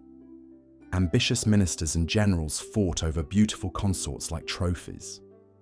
In the worst upheavals, entire harems could be put to the sword by rebel forces or invading armies. During the Tang dynasty, a period of relative openness and cosmopolitanism, concubines from distant lands like Japan and Korea were brought to the imperial court as goodwill gifts and diplomatic tributes. One such girl was Yang Guifei, a half-Turkish, half-Persian beauty, said to have a face that could eclipse the moon. Guifei swiftly became the emperor's favorite, rising to unparalleled power and prestige. But her foreign origins and decadent influence made her deeply unpopular at court. When a military revolt threatened the capital, enraged officials demanded her head. Heartbroken, the emperor reluctantly ordered his beloved concubine strangled to appease the rebels. Hers was a more dramatic end than most concubines met, but no less tragic. For all their silk and jewels and proximity to power, life as an imperial concubine was little better than that of a bird in a gilded cage, pampered and privileged, but never truly free. Most never found real love, joy, or fulfillment. At best, they were ornaments, pleasant distractions to entertain the emperor. At worst, they were pawns in a ruthless game where they had no agency. In their final years, as their youth and beauty faded, many must have looked back on lives filled with loneliness and regret. What dreams and aspirations had they surrendered when they passed through the palace gates? What might they have experienced and achieved beyond the stifling confines of the harem? Those questions, like so much of their lives, went forever unanswered as they died as quietly as they had lived. The poignant stories of Consort Qi, Yang Guifei, and countless other imperial concubines offer us a glimpse beneath the dazzling veneer of China's royal court. They complicate the conventional image of the palace harem as a sensual paradise and remind us of the human costs of unchecked power and luxury. In many ways, the harem was a mirror for Imperial China itself, a place of great splendor and sophistication built on deep inequality and shocking brutality. The forgotten sacrifices and cut-short lives of generations of concubines are a testament to the dark underside of a civilization that continues to loom large in the popular imagination. But in the end, perhaps these women's enduring allure lies in their sheer humanity. For all the palace intrigues and rigid hierarchies that defined their existences, they were real individuals with fears, desires, and all too fragile hopes and dreams. Though they lived in the long-ago world of emperors and dynasties, the yearnings and disappointments they experienced were deeply relatable and timeless. In that sense, their stories still have much to teach us. Not just about the vanished glory of Imperial China, but about the triumphs and tragedies of the human spirit itself. As we've seen, life as an imperial concubine in China was often a lonely and unfulfilling existence, full of perils both political and personal. Even those women who managed to catch the emperor's eye and bear his children could never feel secure in their positions. Fortunes could reverse in an instant inside the palace walls. Take the story of Consort Qi, who was one of the Yongzheng Emperor's favorite concubines in the early 18th century Qing dynasty. Born to a Han Chinese general's family, the young lady who would become Consort Qi was said to be breathtakingly beautiful, with a face like a flower and a graceful willowy figure. She quickly enchanted Emperor Yongzheng with her classical talents in poetry, painting and music. Unlike many concubines who had to scheme and fight for the smallest scrap of affection, Consort Qi enjoyed the emperor's doting attention. He bestowed upon her lavish gifts, from jeweled hairpins to carved jade objects, and even commissioned a portrait of her to be painted by the famed Italian Jesuit artist Giuseppe Castiglione. But Consort Qi was to suffer immense personal tragedies. She became pregnant 3 times, but the first ended in a miscarriage, and the second resulted in the birth of a daughter. In the relentless pressure cooker of the imperial harem, giving birth to a daughter was seen as a disappointment at best, and at worst, a potential threat to a concubine's status. It was only with the birth of a son, Prince Hongzhou, that Consort Qi seemed to secure her position. Sadly, the infant prince died before reaching his first birthday, plunging Consort Qi into despair.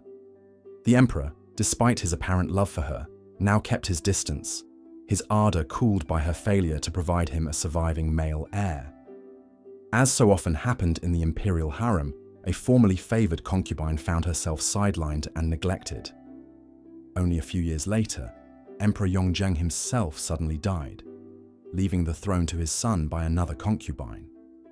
In the brutal tradition of palace successions, Consort Qi was cast out by the new emperor, forced to leave the glittering luxury of court for a Buddhist nunnery, where she was to live out the rest of her days. We can only imagine the trauma of being ripped away from the only home she had known for decades, severed from her one remaining daughter, and abandoned by the court that had once exalted her. The story of Consort Qi is just one small thread in the vast tapestry of sorrow that so many generations of imperial concubines experienced. These were women from all walks of life, some born to privilege and others to poverty, but all ultimately shared the same fate of being used as vessels and adornments for the emperor and the dynasty. They were pawns in a much greater game of power, where their individual desires counted for little. And yet, as we drift off to sleep tonight, it's worth remembering that each of these countless concubines was a living, breathing, feeling human being, with her own dreams and dreads, loves and losses. Though they lived their lives behind high crimson palace walls, rarely recorded in official histories, the whispers of their stories still reach us centuries later. The midnight intrigues, the valiant struggles to survive in a system stacked against them, their few triumphs and many tribulations, these are all part of the bittersweet hidden history of China's imperial concubines. So the next time you see a TV drama or read a novel romanticizing the lush, steamy world of the imperial harem, spare a thought for the real women who lived and died within it. They were not, for the most part, conniving seductresses or helpless victims, but complex human beings making hard choices within suffocating constraints. In recognizing the harsh realities they endured, we pay tribute to their inner strength and resilience. The institution of concubinage cast a long shadow over Chinese history, one that stretched for thousands of years and over many dynasties. It shaped the lives of countless individuals, from the son of heaven on his dragon throne to the lowest kitchen maid who dreamed of a better future for her daughter. Its influence could even be felt beyond China's borders, in the kingdoms that sent their princess daughters to cement alliances with the emperor. But as the Qing dynasty crumbled in the early 20th century, so too did the system of imperial concubinage that had propped it up for so long. The last emperor of China, Puyi, was forced to expel the remaining palace women when the Japanese invaded in the 1930s. It was an ignominious end to an institution that had once seemed as eternal and unassailable as the Forbidden City itself. In the decades since the fall of the last dynasty, China has undergone wrenching revolutions and mind-boggling transformations. The cloistered, cosseted world of the imperial concubines now seems as distant as a dream, a half-forgotten relic of a past that many would prefer to leave behind. And yet, the stories of these women continue to resonate through time, offering us a window into a world at once alien and achingly familiar.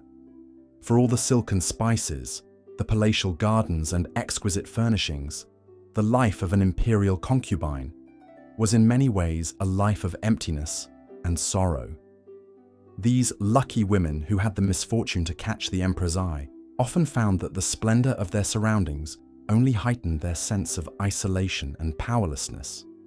They were denied the basic human freedoms, to love, to choose their own fates, to find meaning and purpose beyond the narrowly circumscribed roles assigned to them. But even in the depths of their despair, some concubines managed to leave a mark on history. There were poets and artists who poured their sorrows into their work, leaving behind a legacy of haunting beauty. There were mothers who fought tooth and nail to secure a better future for their children, playing the ruthless game of court politics with skill and determination. And there were women who simply endured day after day, year after year, maintaining their dignity and humanity in the face of unimaginable hardships. As we close our eyes and drift off to sleep, let us hold a space in our hearts for these long-ago women, our sisters across the centuries. May their stories remind us to cherish the freedoms we so often take for granted, and to honor the quiet acts of courage and resilience that have always sustained the human spirit, even in the darkest of times. The red walls of the Forbidden City still stand in Beijing, a silent testament to the vanished world of the emperors and their concubines. But the real monument to these women is the one we carry within us, the empathy and compassion that allows us to reach across the barriers of time and culture, to recognize their struggles and their strength, their pain and their perseverance. In the end, perhaps this is the most enduring legacy of the imperial concubines. Not the sons they bore or the intrigues they wove, but the way their stories continue to move us, to trouble us, to make us ask the deep questions about power and gender, about the human cost of mighty empires and glittering palaces. They remind us that beneath the sweeping currents of history, there have always been individual lives, individual loves and losses, individual triumphs and tragedies. And as we surrender to sleep's embrace, we carry a piece of their stories with us, woven now into the fabric of our own dreams. May we dream of a world where no woman is ever again trapped in a gilded cage, where no human being is ever again reduced to a pawn in someone else's game, may we dream of a world where every person, regardless of birth or circumstance, has the freedom to write their own story, to pursue their own path to happiness and fulfillment. This is the world that the Imperial Concubines, in their own small way, helped to dream into being through their struggles and their sacrifices. It's a dream that remains unfinished, a work in progress that we are all called to carry forward.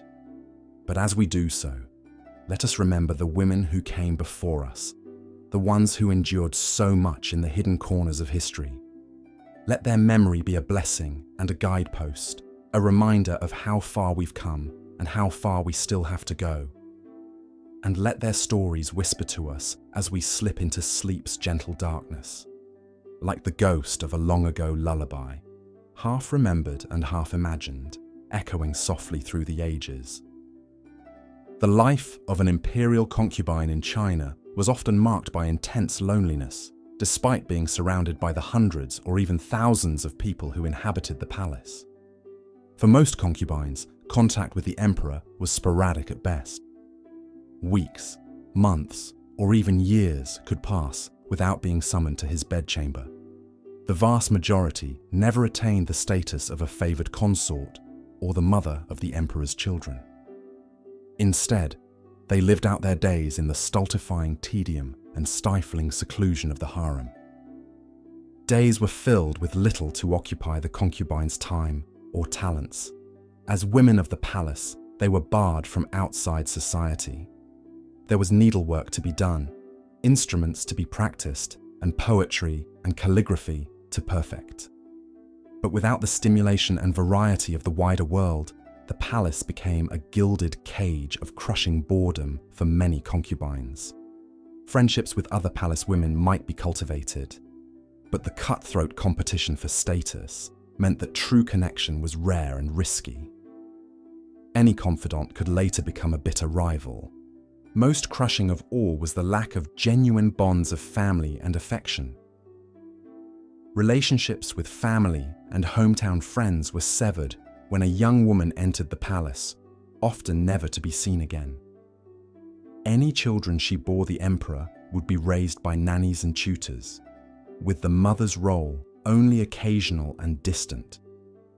Most concubines never had the chance to experience romantic love, as their only sanctioned outlet was an emperor they barely saw and who had hundreds of other women to choose from. Even the rare concubine who gained the emperor's special favor could lose it as quickly as she had won it. The story of Consort Qi, a concubine during the reign of the Qianlong emperor, poignantly illustrates the loneliness and sorrow that were so often the lot of these trapped palace women. As a young girl from a scholar-official family fallen on hard times, Qi was selected for the imperial harem for her intelligence and musical talents, as well as her beauty. She quickly became known in the palace for her skill on the guzheng, or Chinese zither. Her music so captivated the emperor that she rose to become one of his favored consorts. But Consort Qi's charmed life was not to last. Court politics and harem rivalries were a constant peril. She found herself demoted and out of favor after offending the emperor's higher-ranked empress. Worse still, despite her many years in the emperor's good graces, she had never been able to give him a son. As she entered her 30s, her prospects for conceiving greatly diminished in a time without reliable fertility treatments. The lonely years stretched ahead of her, banished to a far corner of the palace without even the hope of a child to keep her company. Late in life, long after Emperor Qianlong had passed away, Consort Qi penned a melancholy poem reflecting back on her years in the palace. Spring flowers, autumn moon, how many passed me by. Locked in secluded halls, such a small world. The zither's strings are silent now, its case covered in dust. A caged bird longs to spread its wings and sing a song of sorrow. Qi's poignant words speak not only for herself, but for the many generations of imperial concubines whose lives were marked by futility, frustration, and a profound lack of human connection. even at the highest pinnacle of the emperor's favor, true happiness eluded them. The luxuries, status, and pleasures they enjoyed came at the cost of their freedom and personal fulfillment. In the stifling world of the palace, even the most feted beauty was ultimately no more than a bird in a gilded cage. So it was for Wu Rong, a concubine of the 12th century Emperor Gaozong of Song.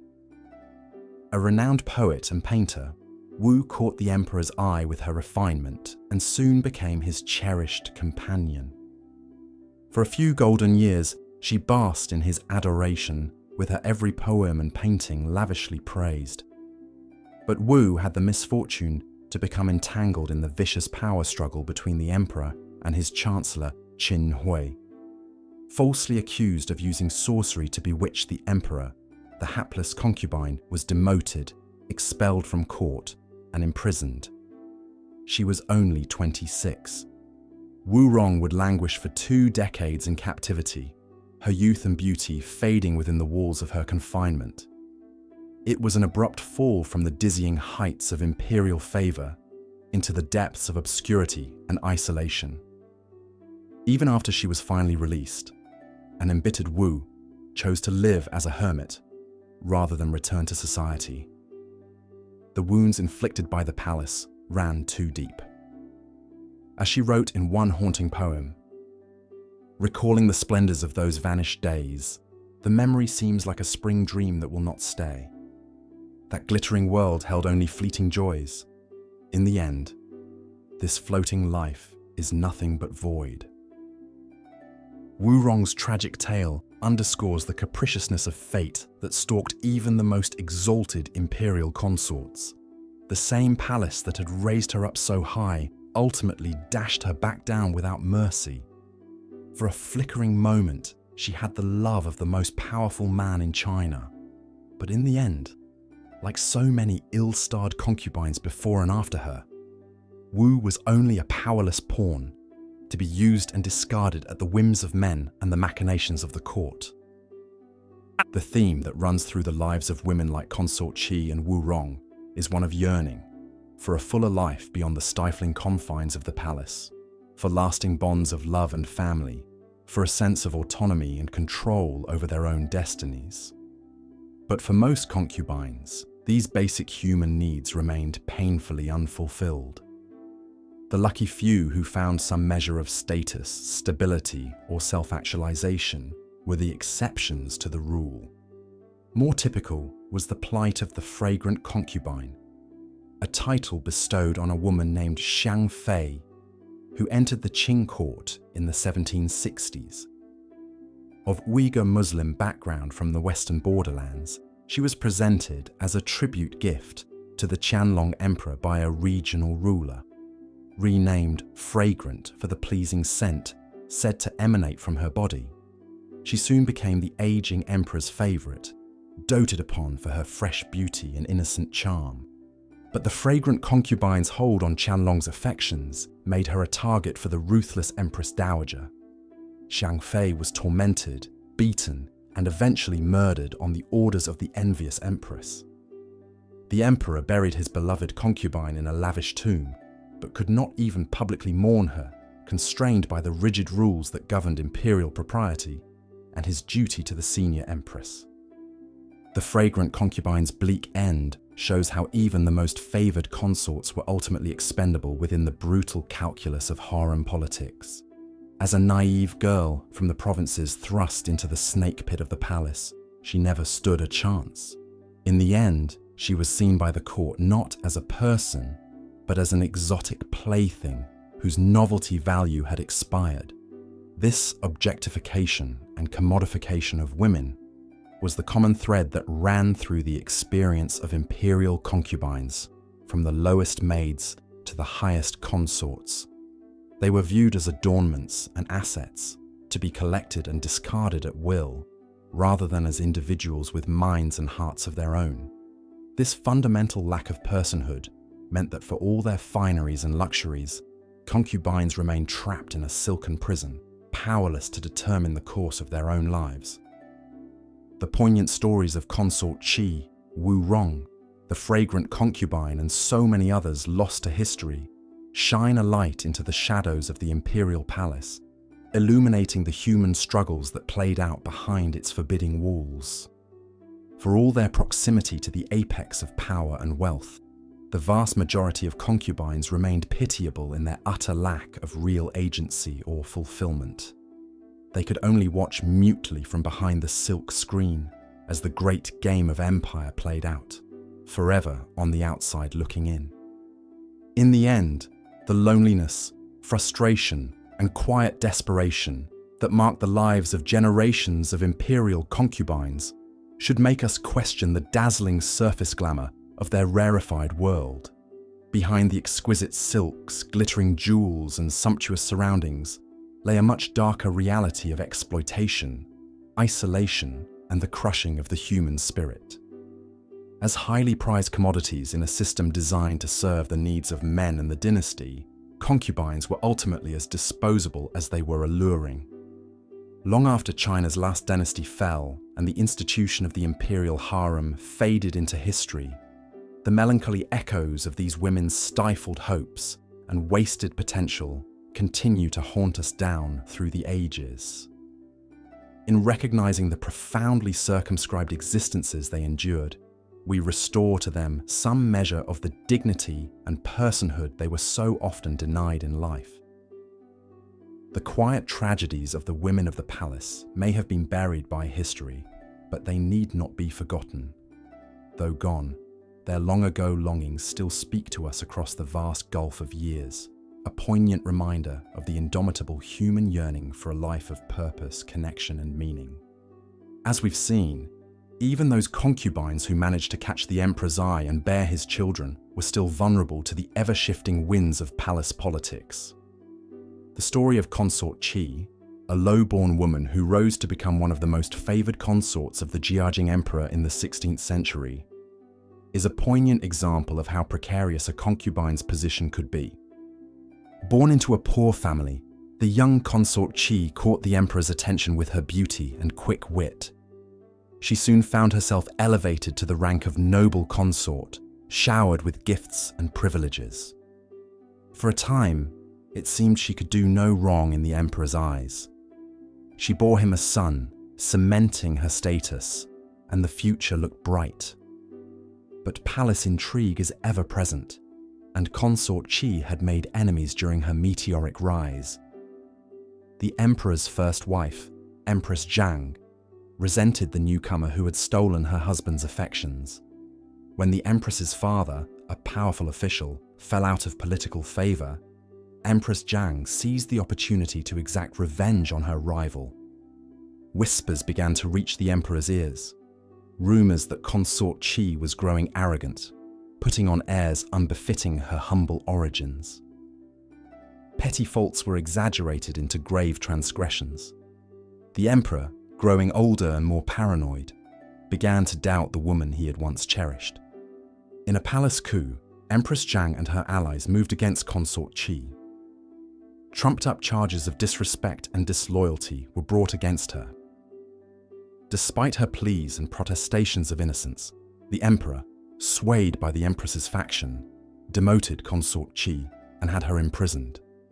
Stripped of her rank and privileges, separated from her young son, Consort Qi spent her remaining years languishing in the cold palace, the part of the imperial harem reserved for out-of-favor concubines. She lived out her days in lonely obscurity, a once shining star now consigned to the shadows. Consort Qi's tale is a reminder of the knife's edge that imperial concubines walked. One moment a woman could bask in the glow of the emperor's adoration. The next, she could find herself cast aside. All her glories turned to ashes. The game of palace politics was a treacherous one, and even the winners could quickly become the losers. In our final story, we turn to the turbulent years of the late Ming dynasty in the 17th century. As rebel forces closed in on the capital and the imperial court descended into chaos, the palace concubines found themselves tragically caught up in events beyond their control. The Chongzhen emperor, the last ruler of the Ming, was a paranoid and erratic figure. As his grip on power crumbled and his enemies approached the gates, he lashed out at those around him, seeing conspiracies and treachery on all sides. In a fit of desperation and madness, the emperor ordered the mass suicide of the palace concubines, convinced they would otherwise fall into the hands of the invading rebels. The women, most of them no more than powerless pawns in the game of dynasties, had no choice but to comply. On the night of April 25th, 1644, the concubines dressed in their finest robes and jewelry for the last time. In a grim ceremony, they drank poison from small silver cups, their lifeless bodies arrayed around the imperial chambers. The emperor, his wife, and his closest courtiers followed suit, bringing an end to the once glorious Ming dynasty in a final orgy of violence and despair. It was a tragic and senseless end for the hundreds of palace women who died that night. Most had entered the imperial harem full of hopes and dreams, only to find those dreams dashed against the cold realities of court life. In their final moments, they were stripped of even the small modicum of agency and dignity they had clung to. As the dawn rose over an empire in turmoil, the bodies of the loyal concubines lay still and silent, mute testaments to the cruelty and capriciousness of the system that had consumed their lives. Their sad fate is a poignant reminder of the human toll exacted by the glittering facade of imperial power. Throughout this series, we've traced the stories of the concubines who lived and died in the palaces of Imperial China.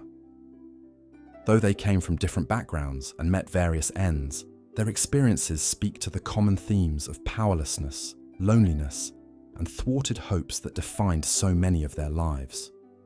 For all the romantic myths and literary fantasies surrounding the imperial harem, the reality for most concubines was a far cry from the beguiling tales of passion and intrigue. Beneath the sumptuous robes and glittering jewels lay a world of cutthroat rivalry, precarious fortunes, and stifling restrictions. The lucky few ascended to dizzying heights of favor and status, but even they walked a tightrope, always one wrong move away from disgrace and ruin. The unlucky ones whiled away their years in obscurity and frustration, their youth and beauty squandered in service to a system that saw them as little more than disposable vessels. In the end, the institution of concubinage in Imperial China was a mirror for the society that created it, a world of rigid hierarchies, capricious power, and glaring inequities between men and women. The stories of the concubines, at once fascinating and heartbreaking, offer us a glimpse into this vanished world and a poignant reminder of the human costs of unchecked power and privilege. As we close out this series, I hope these tales of the women who lived and loved and suffered in the imperial palaces have shed some light